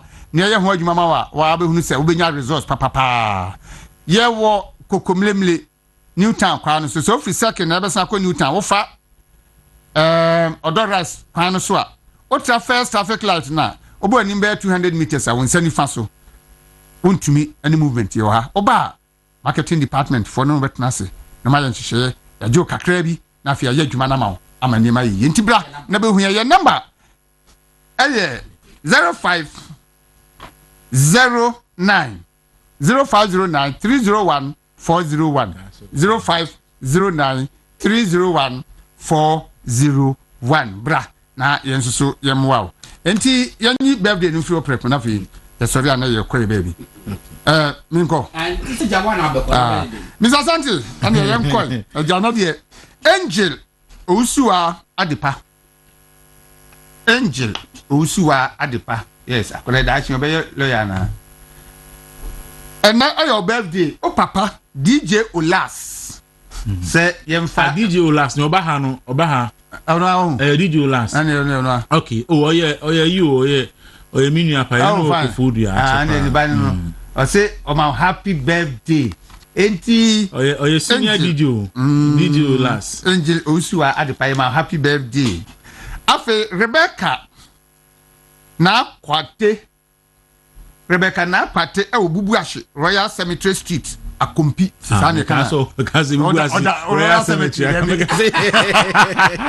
Royal Cemetery Street akompi e ho na wotie and your birthday and the phobia say yemfa fidie we so Emma happy birthday afa Judith Kobina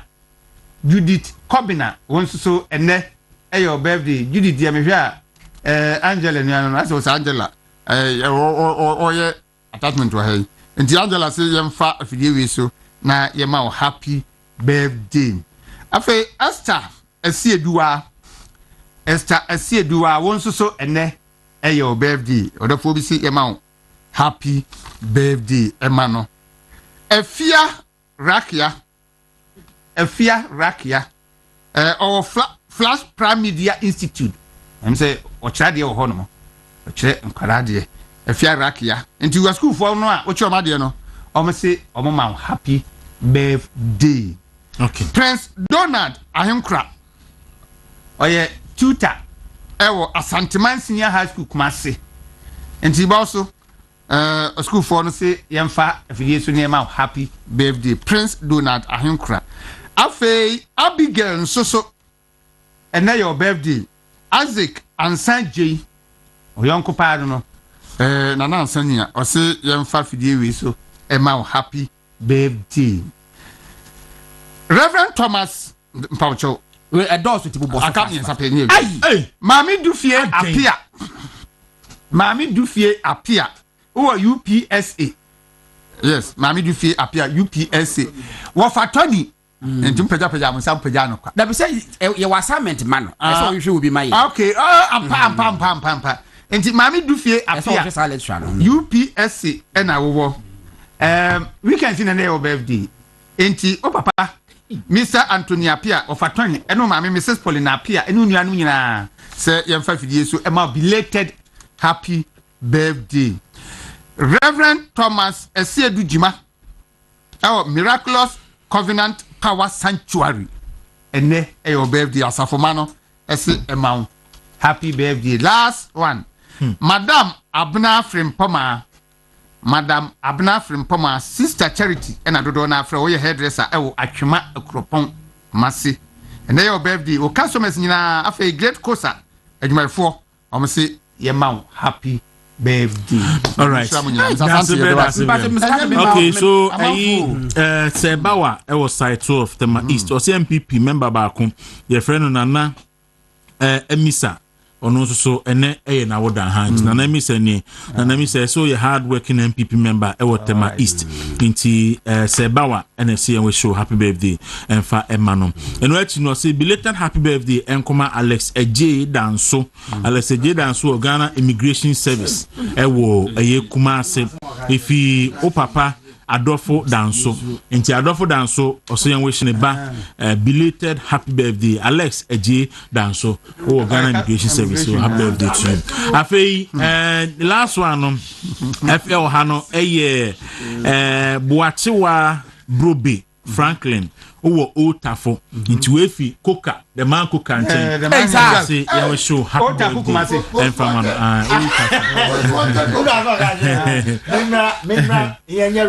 send you to our sorry the last one and the last one say the back one hey Prof kill the back okay yanko about every yakra back and mammy penny for the Fabra. We number and we Mr. and Mrs. Afram. Omu Residence. Okay. Omubadi friend Obapa or Henewa Efia Afram. Ukosko Palace Royal Academy. And over 7 years. Okay. Obapa happy birthday. And my own member opinion I say make I say Omo Pawasa go in shout.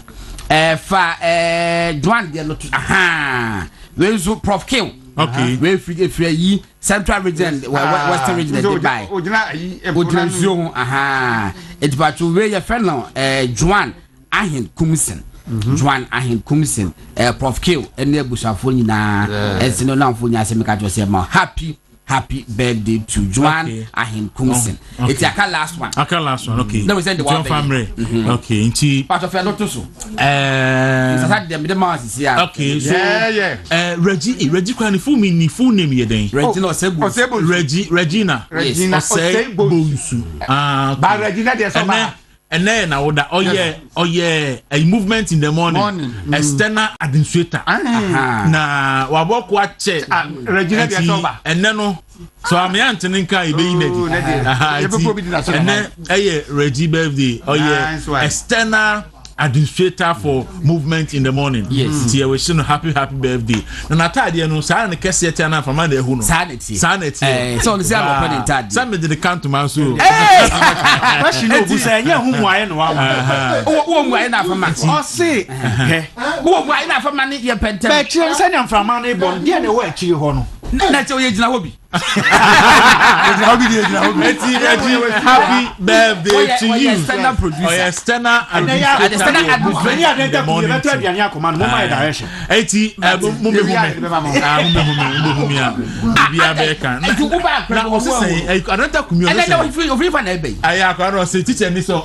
story about war. On describe on the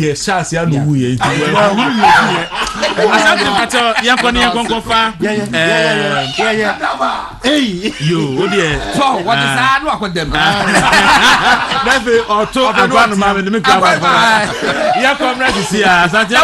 Exodus. Tinted. Who are Bonta? And our mom Baba.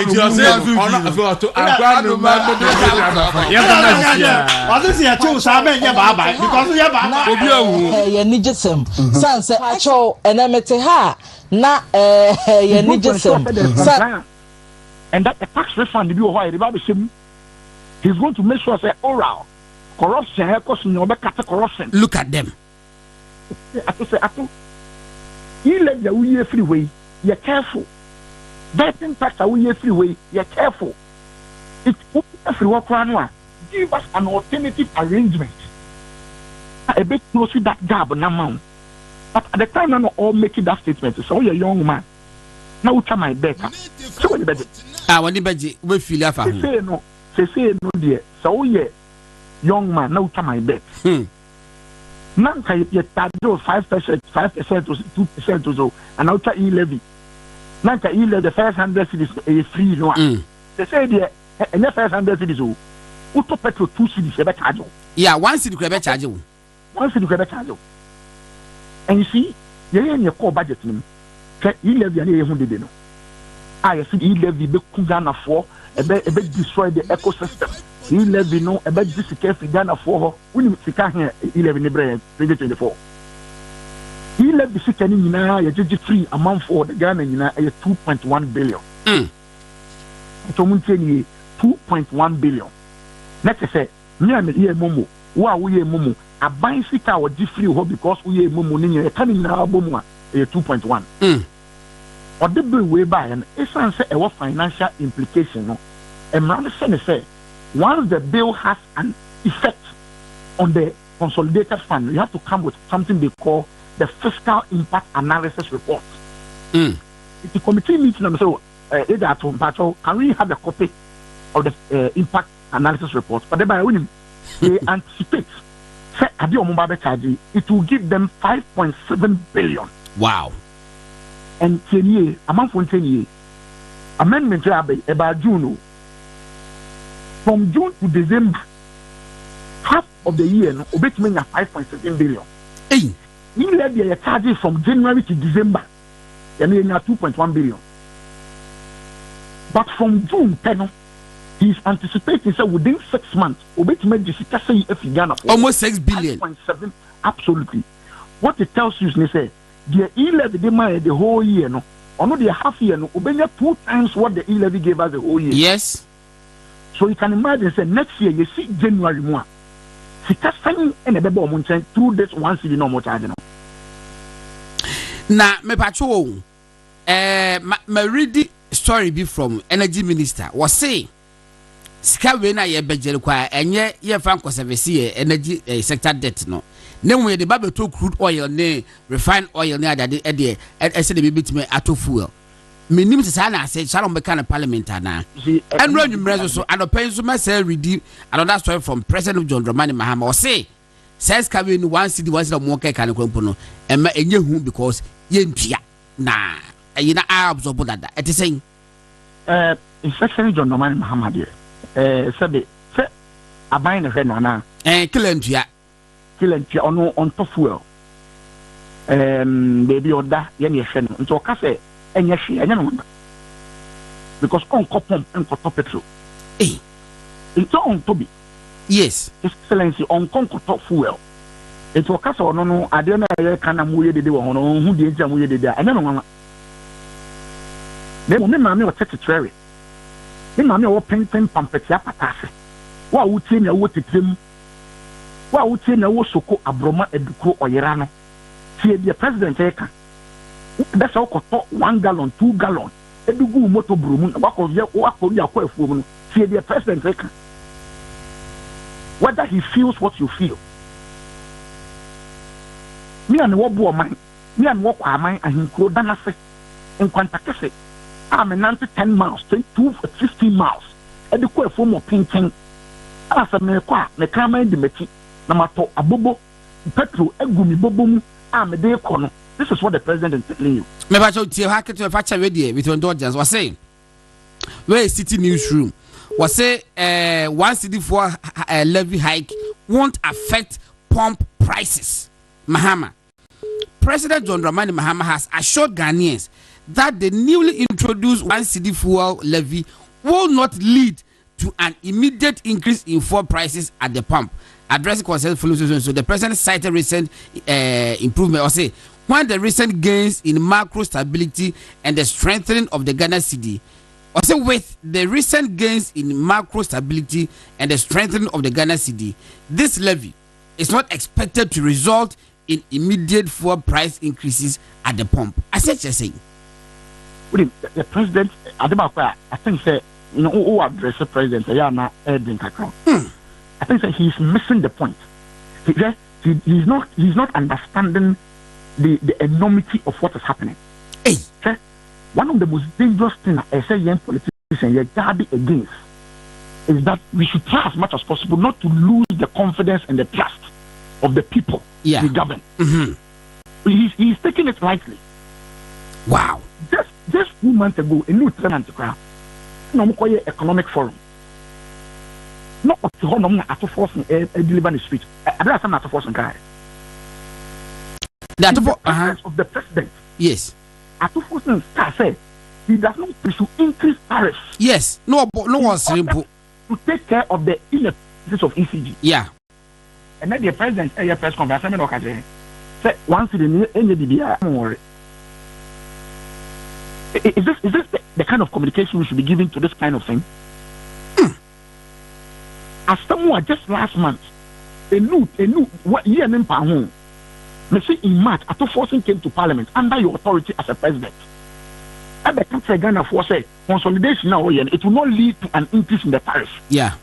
Official document in Parliament.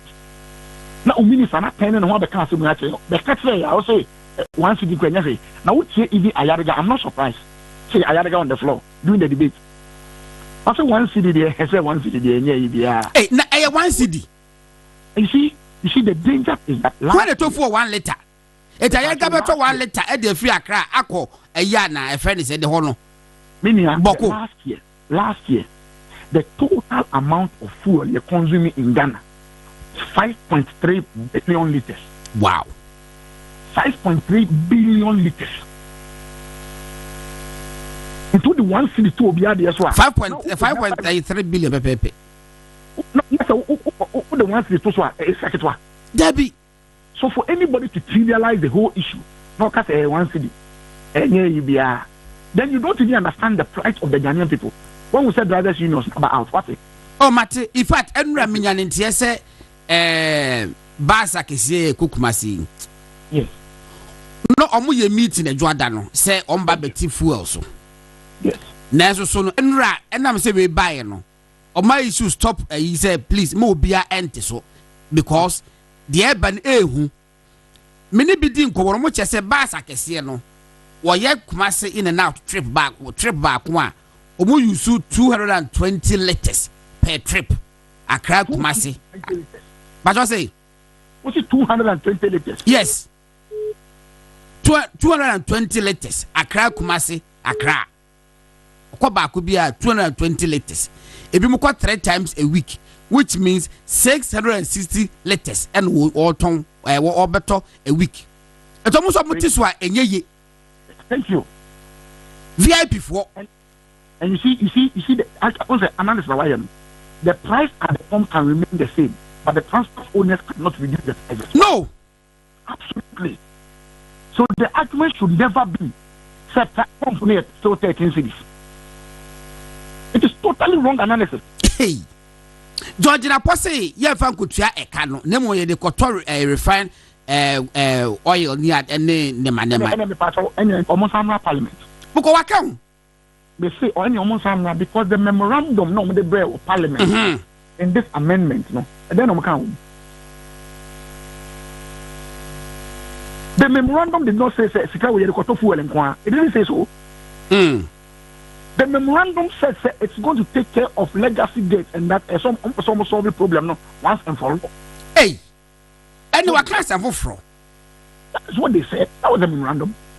Okay, share me could have been maybe ICCA. Facha say major time kakra say 1 cedi energy levy not for legacy debt. John Jinapo explains need for the levy. Joy News.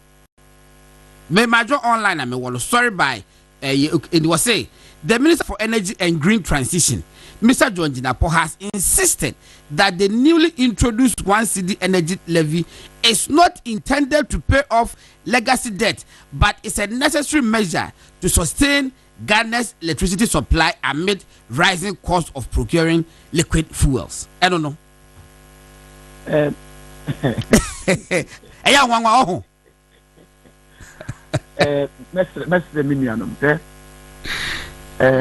See the goodwill no omo. The goodwill no omo. The best from say they should maintain it. Now it is eroding too quickly. Yo. I've checked social media. My checking media house are even friendly to the party in power. Go and check all their sound bites. What do you take it? So moon tie the air cano. I say, baby, yet do no moon cano quench say. Or moon revenue will protect his own binyano, or moon sanka. That is the bottom line. Dollar now above mono. The export process are no more expecting they will not get it. So they have to just find a way to charge new taxes. It's as simple as that. You can't say more or more. You can't try or more. Collins Adwako Mensa, Fija Kwabre North this year, one member of parliament, Honomo, and Honorable Kenufuriata wanted. I'm told to say Interpol Crumpo Edomo na atu website say is a wanted person.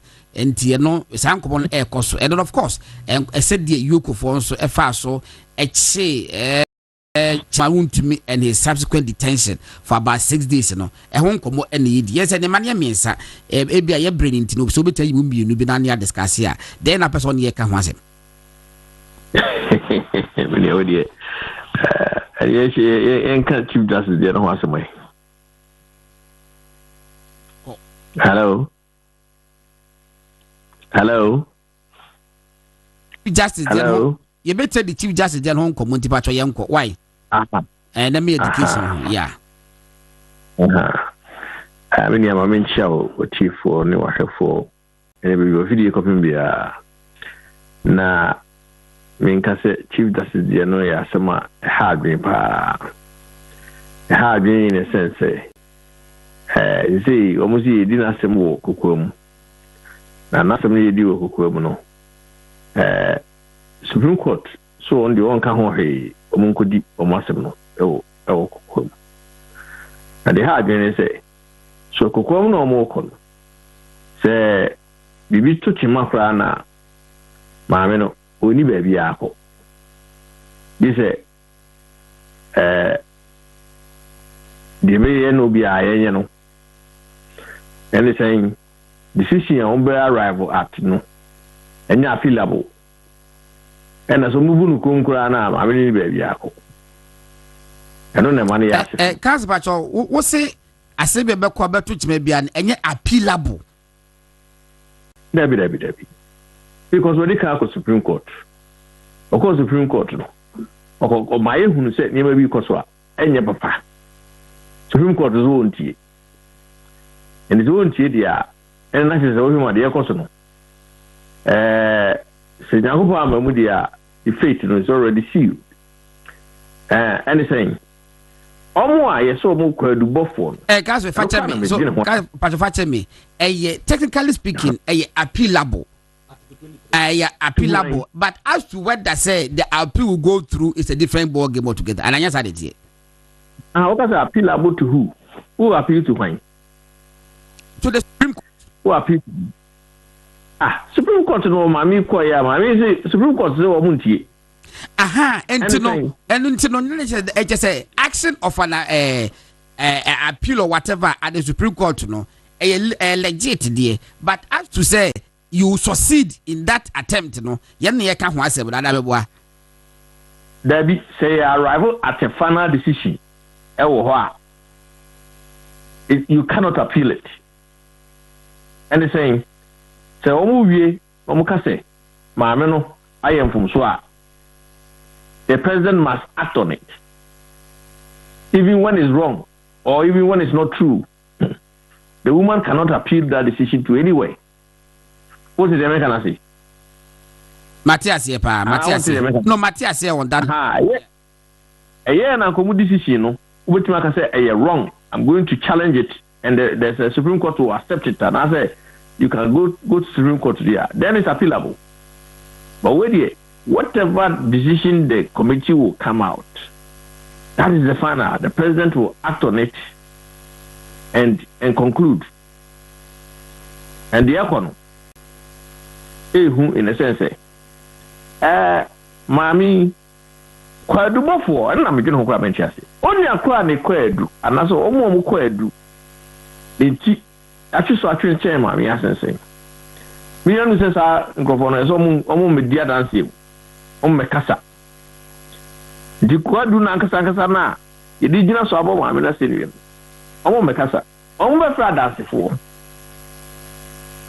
na ogyina ho a wonte aseɛ committee hearing no a ɛyɛ quasi criminal in the sense sɛ yɛgyina so asuspend maame ɛnyɛ ɔdan civil ayi a woduma so civil deɛ balance of probability obi atumi ewu ne bi wey deɛ supposed to be beyond doubt na kwadubɔfoɔ no ana ɔmo so ayɛ bɔ ne atia committee ne se ɔmo nkasa dina ɔbɛyɛ de wasoso ɔma no nipa na ɔbɔ kwadu no so nkasa ɛyɛ disturbing now enti na deɛ kɔ so a kasa question ba ne sɛ ɛne wɔn bɔ kwadu no adana adansidifo no mu ma kwadu no man ka ɔmasem the question is what is the interest of the kwadubofo? That is to say the petitioners. What is their interest? Abra witnesses no ewo ho. And only asem no. Say wa kasa wo kobo wo cholete koedo. Wo let na the subject matter. Now ni until someone kasa wo kwedu no. Start letter mo chori here see. Until someone aba bijada ke mo mount box no. You can say you could ask them. You say the new way no. We are the witness statement ba. And to witness statement are aba. And abijina so. Akasa. Now we dey first witness statement no. Wo dey aba no. Wo say wa akasa kura me kasa obi fofo dey kasa. In their capacity as what? Witnesses now on baby dey that. They are coming in their capacity as who? It makes no sense at all. And so Supreme Court zone tie. Okay, my letter na na affidavit or so no. We are Mekai addendum na and say original one no. Supplementary affidavit na what the Supreme Court say. So because it will be revealing what is going on at the tribunal by majority decision over almost saying 5-0 almost striking out no. And one year who said treatment I didn't no even worse than Kwadubofo no. Not just say the who can watch my job as say assembly ekoso ewo committee hearing na ebia ebum braso me fa ne say my men lawyer crackers of person cross examine the so-called witnesses and the person is denied that. Now what I said there be ready natural justice say so or right to cross examine the person, the accuser. Now what they call Supreme Court to Supreme Court back say no, you can't say yeah, it will be revealing whatever is happening behind the cameras. Exactly. That is the whole point I'm trying to make. What do you mean? And you see a put come what he come out for. Mammy, you put the come with that. Some committee here already a facade, depending so okay. Well, Supreme Court, it will be revealing what is happening in Inca, Samra. They will not even hear it. I don't think almost strike it out. That's supplementary affidavit. It is our process with the Minia. A foregone conclusion. I'll be very surprised if they find a woman said who's home. No way. I'm not such a dinner from day one.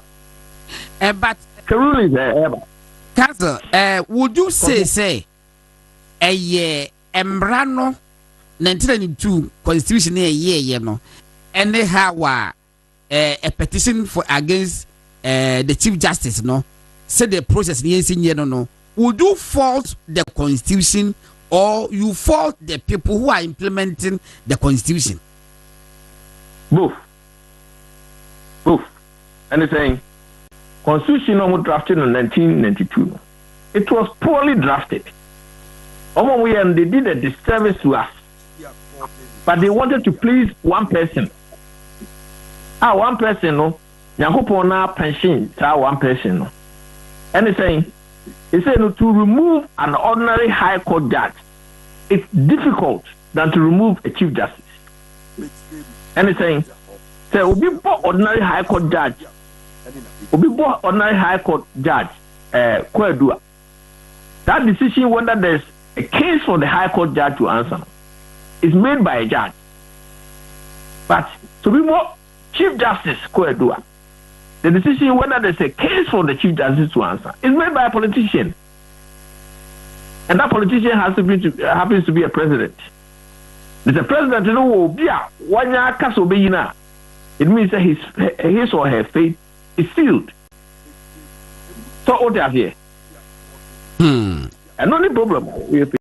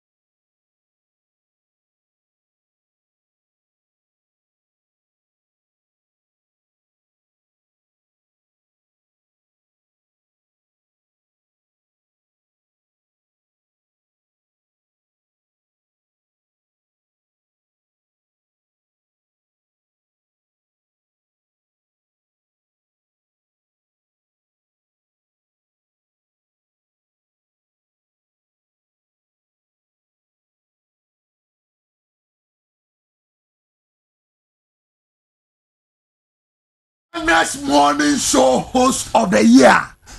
Morning show host papa. Kwaku Dawuro. Kwaku Dawuro. Wonu say Ghana ha. Mishia host bi akoka. Mishia host bi a yetimi di akoto radio station. Wakoye adwuma papa baby papa ne say. Kumi. Missy Jai. Adenta Kumi. Adenta Omaka Nume. Oda Omaka Nume Dumuno. Me say Adenta Kumi Mike no me Dumuno. Aropa de Rona ya bona. And you did not be a radio station. Good morning. Good morning. And Crawford Bisami. Dana Eche Wonoa. Crawford friend Bisami question bia no say na wo say woni kumire kasai na me say no say oh na kumire no woni mun dada na me sure there be na wo number am sure na me frefa kumi phone na ni phone no wona ho na wo say me misa kumi say oye sign otimi ja ni phone e ma na yire na phone no wa lock ya na na wa bie enti kumi mi nya no a mi misa no say na phone no wa lock phone no ana na wa bie a otimi eja ma na yire afia no pa kusi adwumre en na boys ni person mu enya Dawuro hwe nipa bia first of all nipa bia won nenso okay but me nenso na endorse sa e na wana de endorse me nim tell me ka ba say Dawuro me nenso na endorse sa o ti ase Yeah, so no, the women so na endorse so but say one so do so say no so. Yes, kan be na ofa so a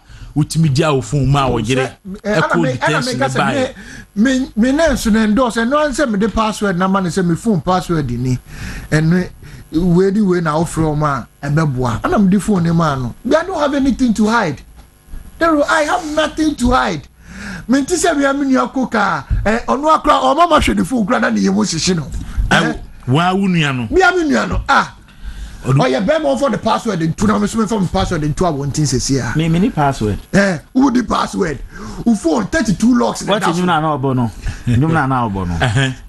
Say where's no name. And one name password. Last obi bo the password. Na password no. Why? 16 finishing letters. What video no? Oh, my cousin been a password no.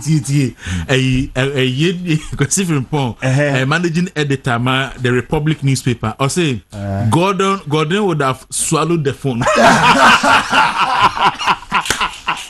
And I say Gordon I come my phone out to you. My main experience of nya e cardio. So you call na papa bi e de call you say no say transplant bi.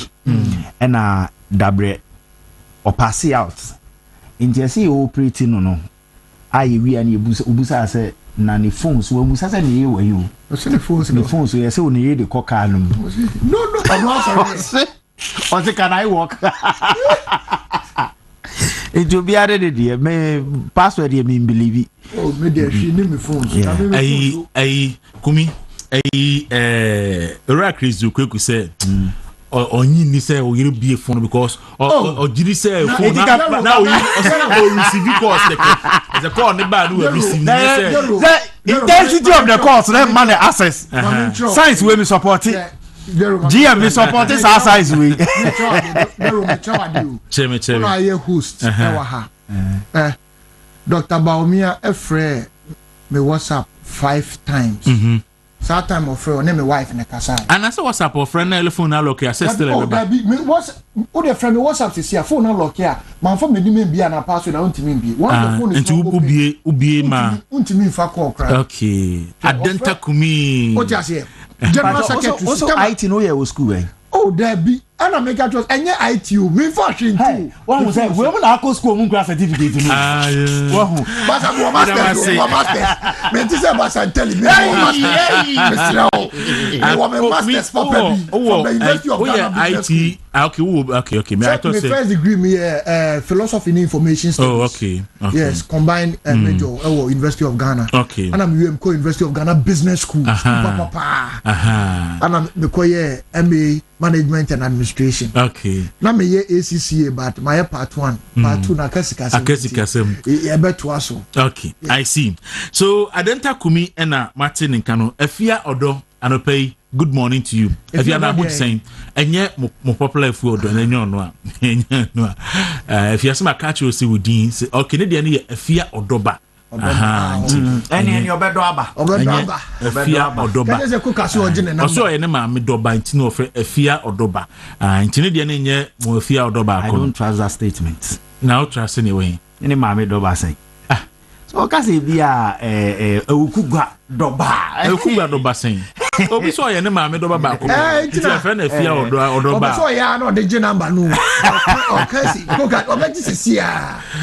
I see. We so wo fufu pa. Why do o efia no wa se pa de pa. Na wo ko di ni kwa we. See. Me ga se BBC. Koka yi so no why ahome to pa. Na koka de ko share ba bi do process basa. Jaki ehwehwe mi. Ana me je the procedure no dey go na for my ire na. David me ka tete de ke chebe. Omudu phone no come hwehwe so. O prefer say security phone ba hwehwe phone so dan so ye be hwehwe mu. I say ba me tete phone so asoro. I see. I would say how you want to me radio 95.9 movement television and waso egusu a wuti. Nonkron abo apansema aduonu enkron. Na yebe shase na yedi enkomo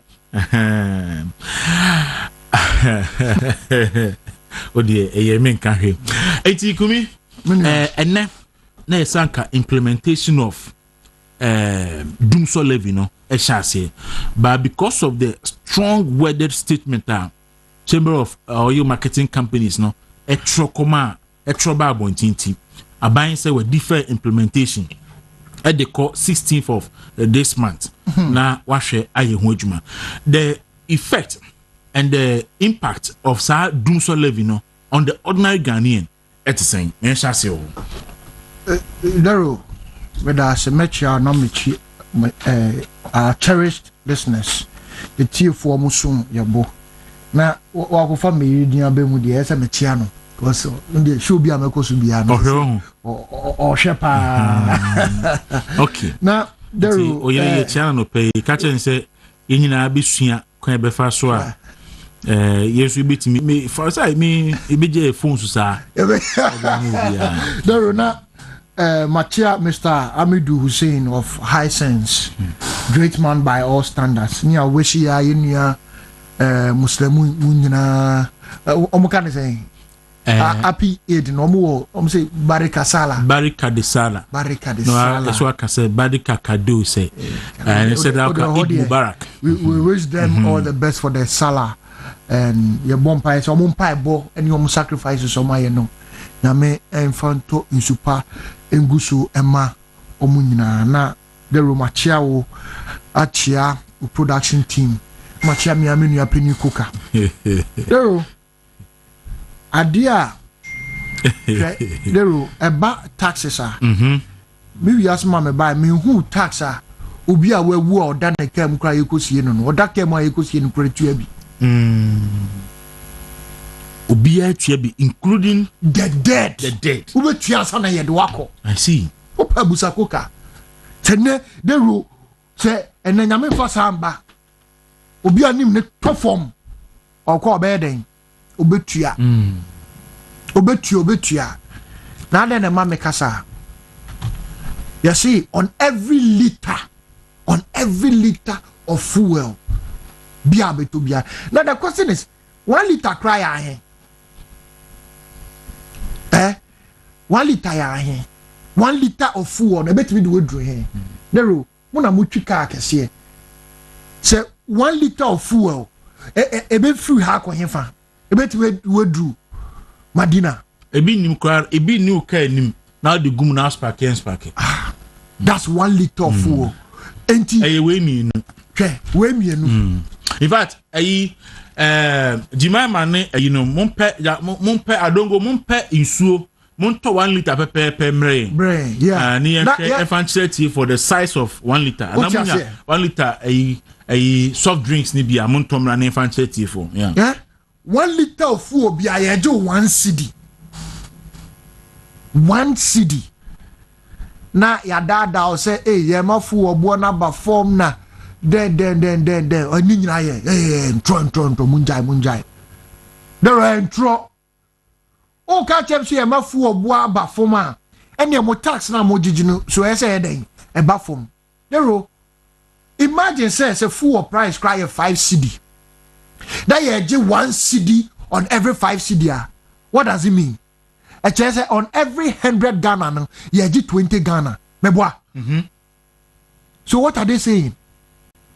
Mo therefore ya na mo transika say energy sector levy na den dem ko fa bibi e fe ne esla ne niam baaye ana mo de 3.6 3 Ghana cedi 60 pesos eto so say fu obi a ye beto okromu ha bia 3 Ghana 60 pesos ana ye den ye tua wo ho enam asa ba de 1 cedi abeka ho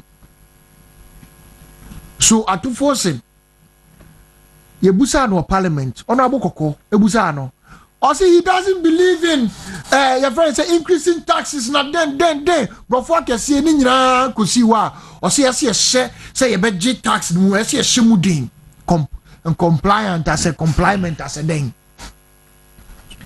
na mo the budget ba parliament mo the budget e ba parliament tax na mo pese mo gino enka ho. Daro, you see, I tell people say the most criminally minded people in this country are the NDC. most criminally managed people, minded people. Utimu say konuno. They understand the intotos of it. Dero. So people so about krone ewiakete ma uhu a onim do obeye. Yeah be. Dero. O shirt ya o she die. Dero o shirt no achiu. O chira ba dero space talika o she na na do round one bi akebe fata wo. Scampede dey. Any friend is scampede. Dero. O watch no. Adena watch na ye yi. Ni nyina dero o bibi o person o de jew. Oboa o dada o. That kromu ha. There ye inauguration na minister bi e was stage so then o kan I say aka 5 hours. 5 hours of full the be power your thermal plants. Na ye uvi say forgive me to say na nado. Uvi say Dero. Nkofo no mo de o ma dwen anenam. It started with that. A free 24 days time. Say 20 days time. Then obeka chen. Oka chen say ECG. Oko parliament eko ka chen parliament say ECG deka 1.5 billion worth of demurrage.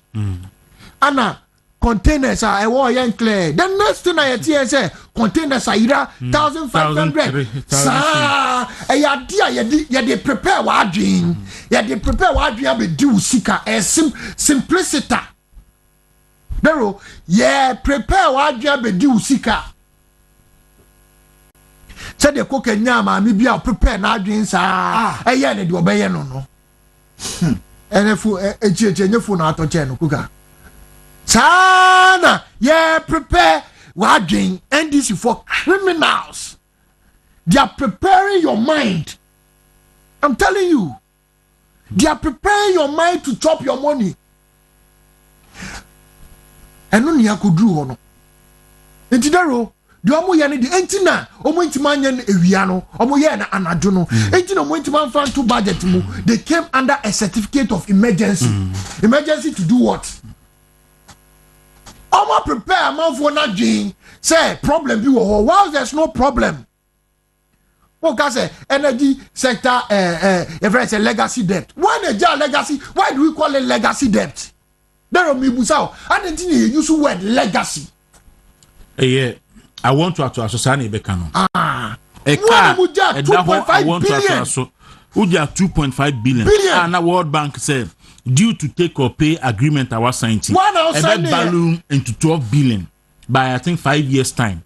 But Nanado and Baumia was able to manage and to cancel some of the contracts and renegotiate some of them. And in fact, court because and of with that this, contract. with this, no, I will give credit to Honorable Boache Jakon. Yeah, and he did very well as energy minister. MPP Bab Memono.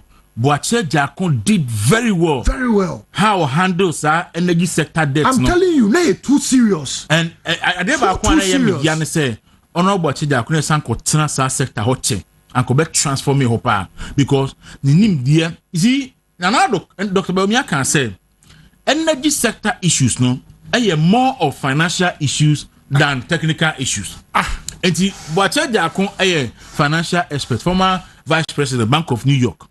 Idi akotena ho no hu send you better to sika sem no and o say all turn enema around and ejafo fi anto ata and o difio but even omo e ba after no kra no so no e bo mo homodin to maintain a cano a car obefa no 2.5 billion dollars no all sign fi abemu no na the same 2.5 billion dollars obeji ya na wusu obeji na wusu wo kana wujai no obi ababemu after 8 years we get the same cano e the amount na wusu na da anka wodo oja 2.5 2016 2.5 2020 if as far back as 2016 with media account 2.5 billion at the to hono mo no we ban the 2025 ono so oja 2.5 billion so bona baso and I say onu oja onu tua ne kan nyina o ekufo do mu tua sana aka 12 billion yes ekufo do mu kan nyina onu tua ye sa 12 billion no 8 years in power yande energy sector kabia ye tua ne nyina de bia me se me ne uradu big mama e tena se me busa ne se how did you manage ECG to the extent say we are not hearing the pressure from the IPPs? How? And you know, as some occasion say, when you understand the business of the institution, you put a lot of square pegs in round holes. Me who Minister of Energy or Kasakra, yes, it's campaign they do. The energy sector is about money. Every day the minister is causing fear and panic. Make me go through a petition. Yeah, my family. Minister, they can say containers are missing now. Now on your research, Biano. Why not Kofano? We are funny. Which one is more of a false publication? Which one?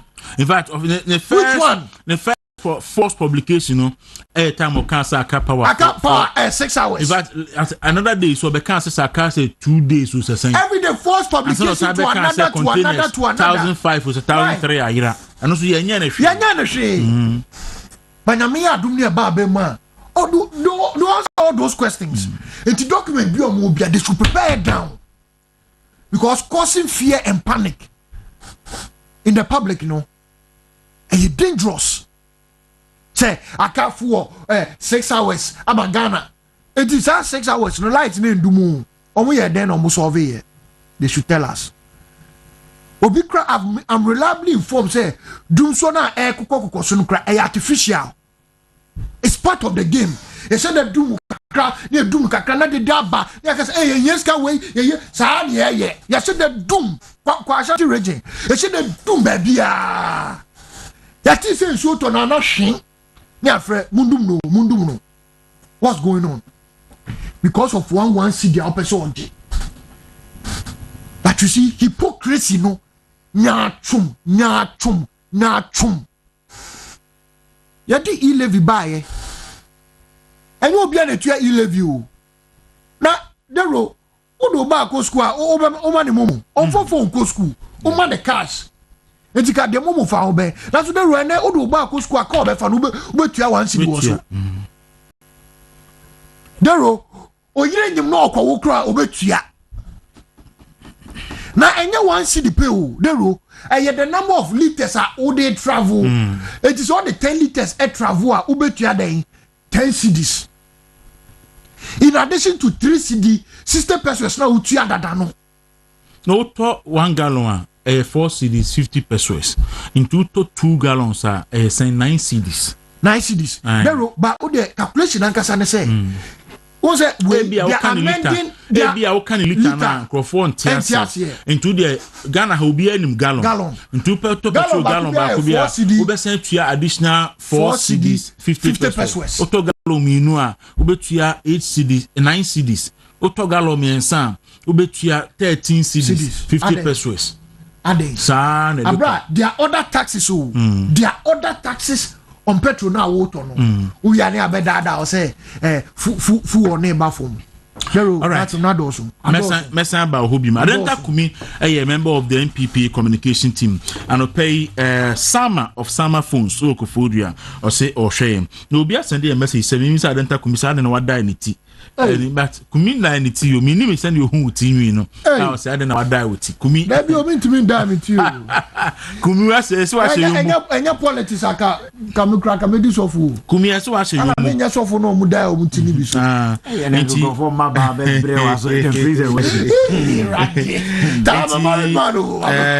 Akoka on the taxes me more can I issue be or I am clear me person clear okay tax issues okay I deal we were some painful beer a January but I think we need to set a record straight. Kennedy is working against MPP. Enemy facts. Koshe anytime biya NDC beye ye bibi no abedane distraction.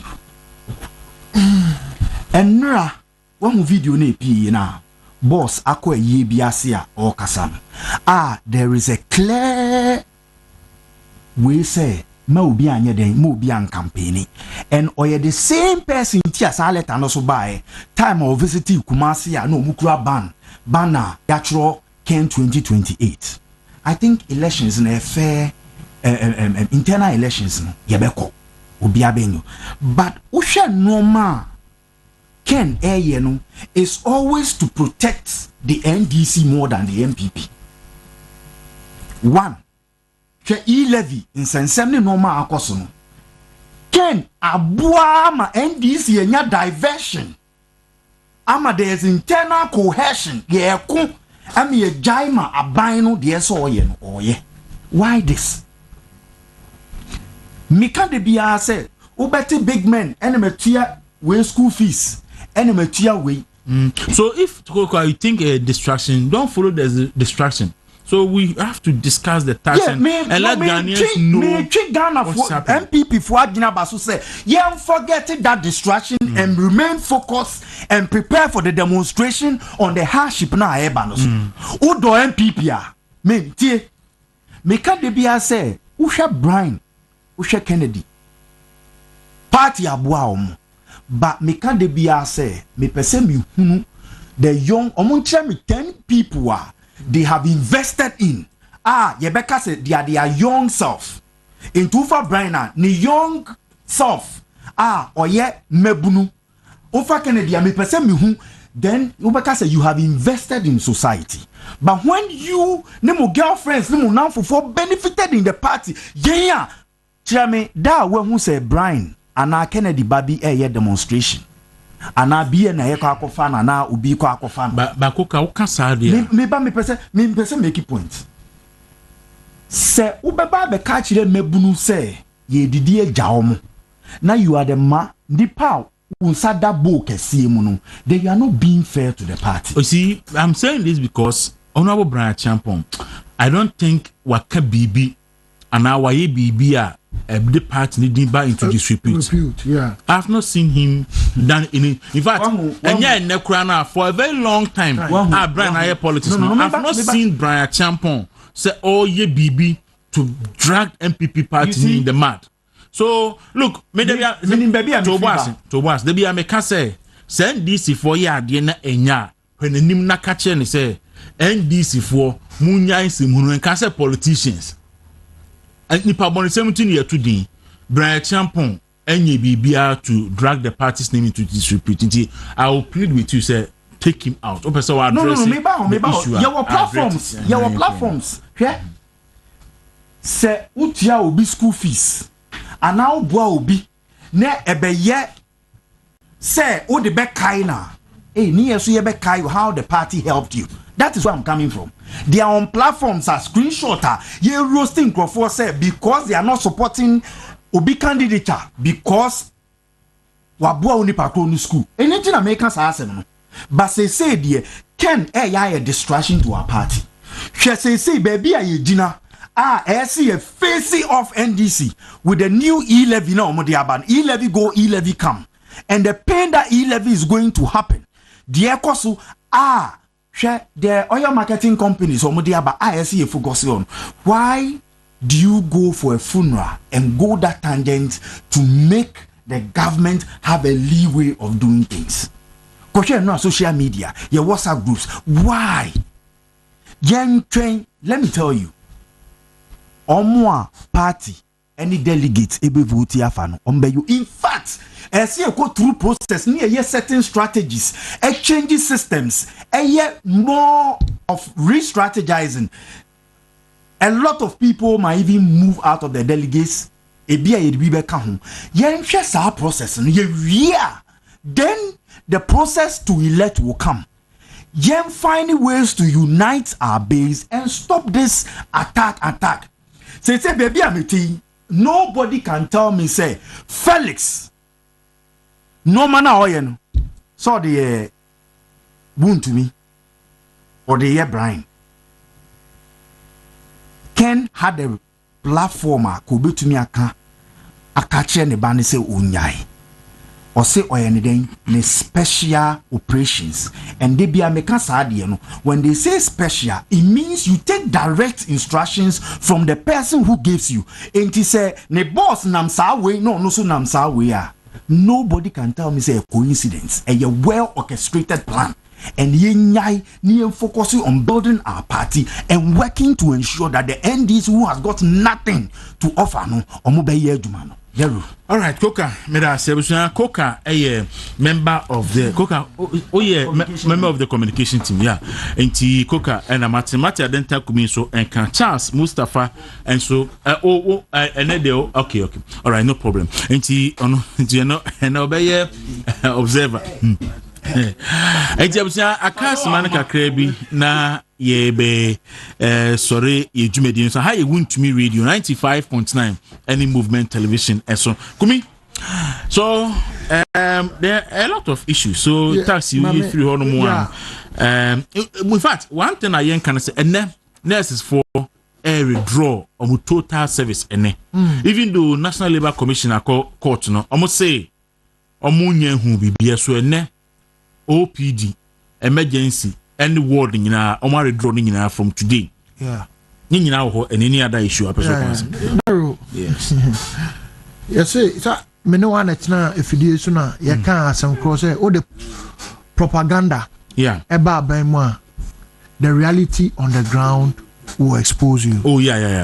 I think say they are trying and they are trying everything but in the end no nimdie no de ni ho dabi sa nimdie na ye de bu o mai oye isi omu nimdie nyina ye propaganda omu nimdie nyina ye propaganda you build MPP build omu ba then they come and mismanage it do anything they want with it and MPP will come back and come and suffer again and yes say you nuanum necessary yes show mo pa say for money and two on mine so you say there are things that they deserve to have but yes they shouldn't look at the government who promised said we were demonstration now a promise be I am farmer now a promise be I am farmer a deception you try muntro ana you vote ya mo meniness ni because I so mu try and throw no ma power after munya de mo se mu be ya se na ni nyina entro enti ebufu na hyenkrofo mu no more than that but yes ro mu say omo ndwin ye nuanem ye maame mu ye sisters mu a omo yare tale yare ya o dero munyare da wonti ase u yare pa na untimi nyes kan ko private hospital dero I mean ya na say asembi to me enye mpanifo bi asusu omi mu aka enye asempa but no enyo bia so na benya pini bia ma na so no mu nti ye nuanum nurses ye maame mu nurses ye brothers sisters ma mu ye nurse ye sremo ye nim say aban ne demoka ye nim say aban ne ye bibi mo ba mo de ye sremo a strike there ebu edupa ma yen ye sremo na Dawuro you see I want to talk about issue said that me bra eken Dawuro I don't believe in me we ho yeah I have a very good relationship with Dr. Bawumia very good relationship with her. And I have an equally very good relationship with Dr. Brian Champon. I have a solid relationship with him but you see it's important say as a people we put things in perspective. I will not stand here and be that. Say there only say na me Alan. Ana what they mean? Yeah, e will be that internet say aboasere wa. How man the bed biane anu aye dey. Ogini ni atu. No egini ni. I believe say we all have our choices.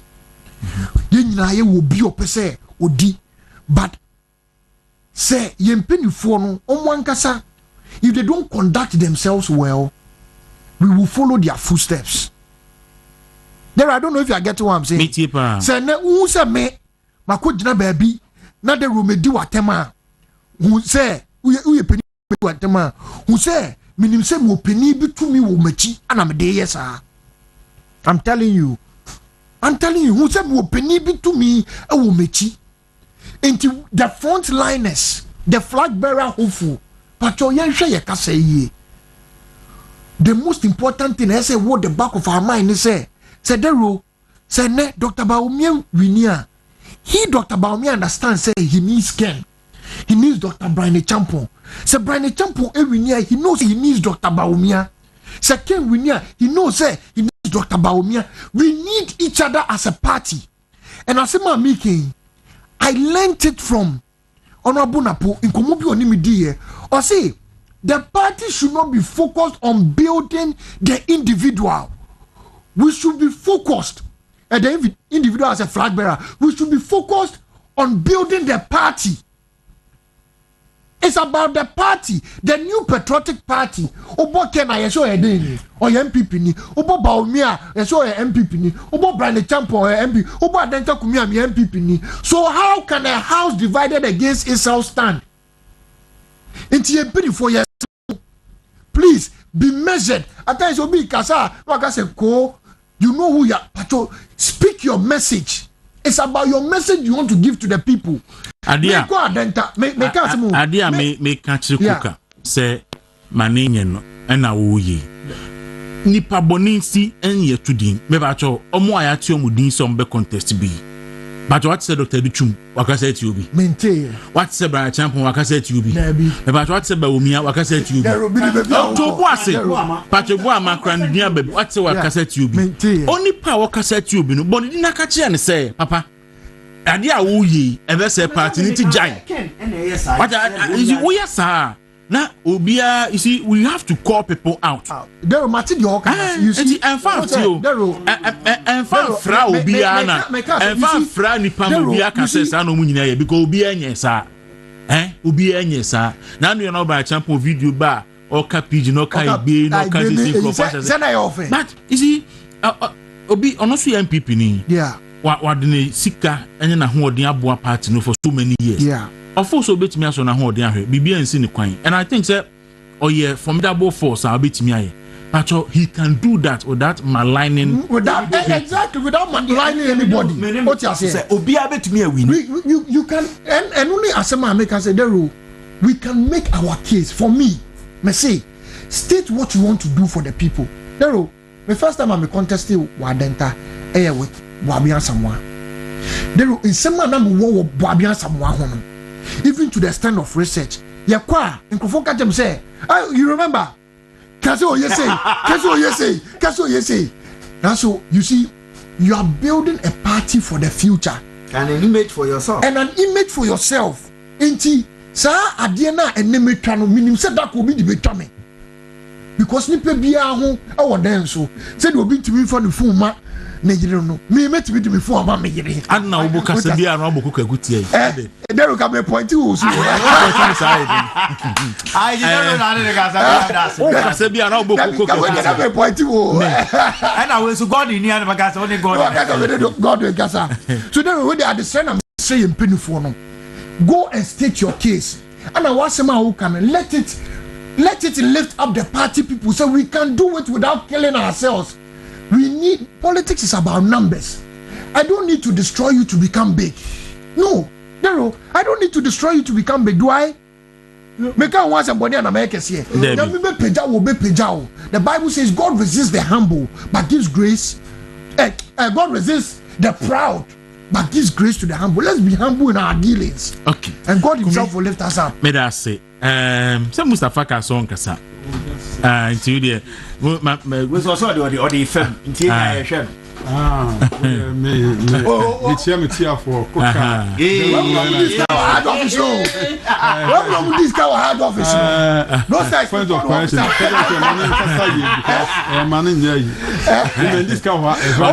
We on the lighter note, Kumi men. This on the lighter note. Oh, we senior man. We say who are born tinti and I had me you know no cook and pay you discuss heart issues oba ntemo anke be me dem but you dey come that day alaji should obo eduma and the confirmation if you had your oba no eya na enye well we dey message me say mentumi amba me dey has in term because how much na the bad girl back from or UPSC. Okay. Bye, and I say, not no, to around 2 a.m. Martina. My wife, a friend said, driving to Iraq into no crowd or the whole, but that's a more one there for me. Say, I'm sure.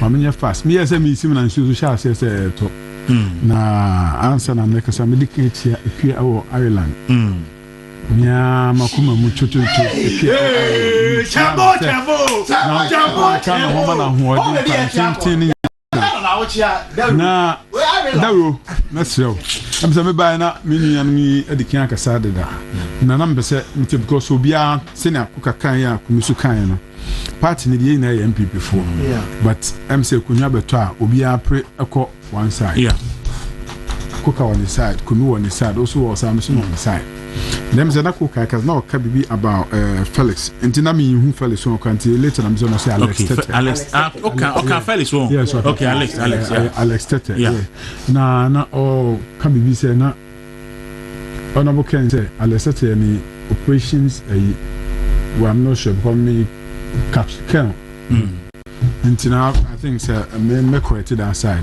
okay say Alex enka operation for Ken ana ensema Ken nti onye sa position say or say oye special operations director sana Ken kan no that is no Alex in the kan no sana the position too and a campaign in my out in be clear say wo ni me so and so and onye sa and utie tama Ken ba Yoko or Kasana or say ne ba na de waka no de ache no one distinguish and deny that position because obia kasa or say Felix and Alex Tete o special operations director I know dey say me kra na me go kan ka the same thing dey obi be ka say monetary ana say but ni am person me kan say party no na kumi ka bibi say ya kasa mu ni adati say an ya kan obonten ya hwe na ye nso ya na ye be kasa man penifo na ye hwe ho so ye because ma ye hu kwama penifo enso mu ye nkonkoto am na dokodoku because penimu no ese woti ze konako ye ne mfata asamo ba open na woko ono ndi wachi and also ho is about the fact is that say we penia the difference is that we penia na wachita for can sembia you correct that edubia you call them to order obi abehu so pani we why say but say one na will the charge na they say na Anajo Mahama the charge against the judges no and na ye judge abem obi anim say eye wa because one na will be charged no it is some of the unprovoked attacks they say near course weekend you know on Dr. Mahmoud Bawumia by Yira Kennedy Japan himself and idea bia o kasa o kan bibi enyi because one campaign start here two Dr. Bawumia can say bia for against Dr. Bawumia yes I will respond so a basana out of the blue attack the basana then you get people also trying to well me dey na bia me kasa your supporters no ka ho bi because so bia so be respond say ne flag bearer bia aspirant bia pese ono so kasa senia you can Japan kasa this weekend I think it's a problem basically with party and I did be encourage and two Alex Tete asemi yet say honorable can Japan can say Kwaku anan edidi ba omi atem to wayi nedi but Alex Tete asemi by any odi aye wuntumi na wate esi branch champion so yi yente say what distance ne ho from Alex Tete Alex Tete etu esi branch yes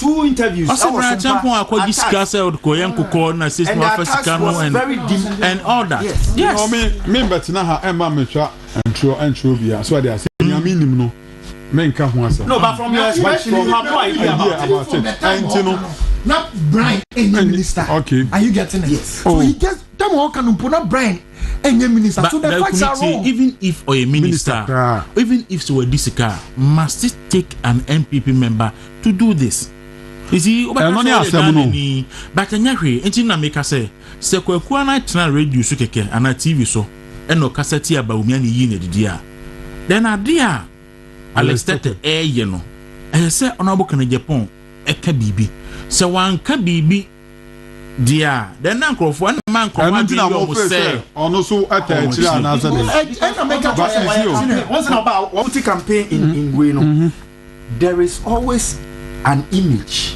a manage campaign any will be wo kese by now straightforward we distance ourselves free akwa won kan ho free ho but bibi sam my and interviews no all ye ne damning interviews all say nipa ne credibility without facts.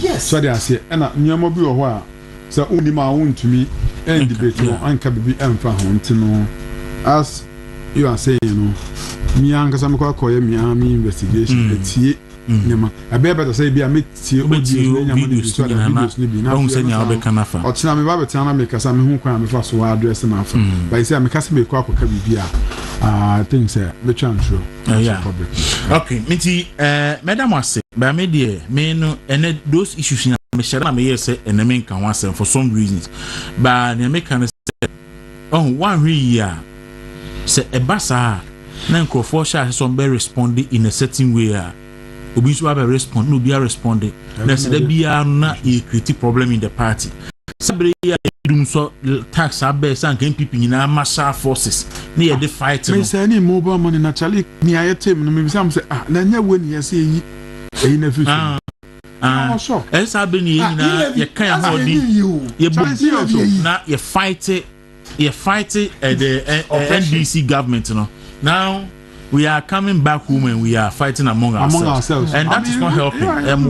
Into no sempeni into na make us say ne also support on American Japan ube can say bia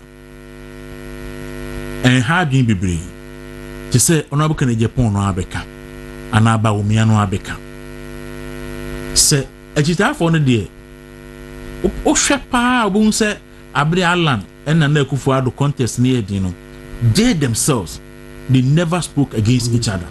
I mean, Kai say Alanche Martin, Ejina baby, Eka Semboni be from 2008, and Anana Kufuado, Ejina baby, Eka Simbi. But always you better tell my chita for no. Omo ye a whole lot of a. And she said, Baby, Jina say if candidate no one LED, you know, and I mean for me, I think say problematic. Ti, Madam Asimpeni for.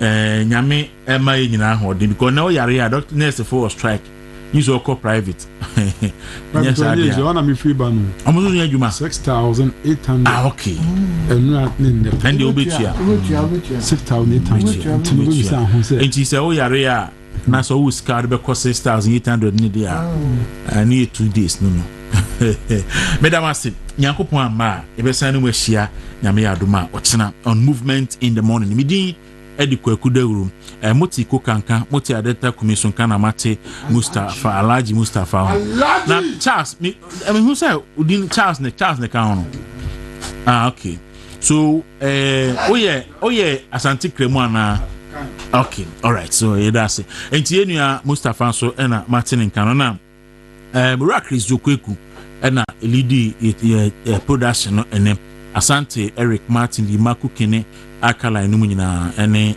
Isaac no so nyina yedo mu nyina ase Kwame Jesse and the sports team will take over a TV DJ Sly T will take over a radio minim suggest we are by adwuma na dia but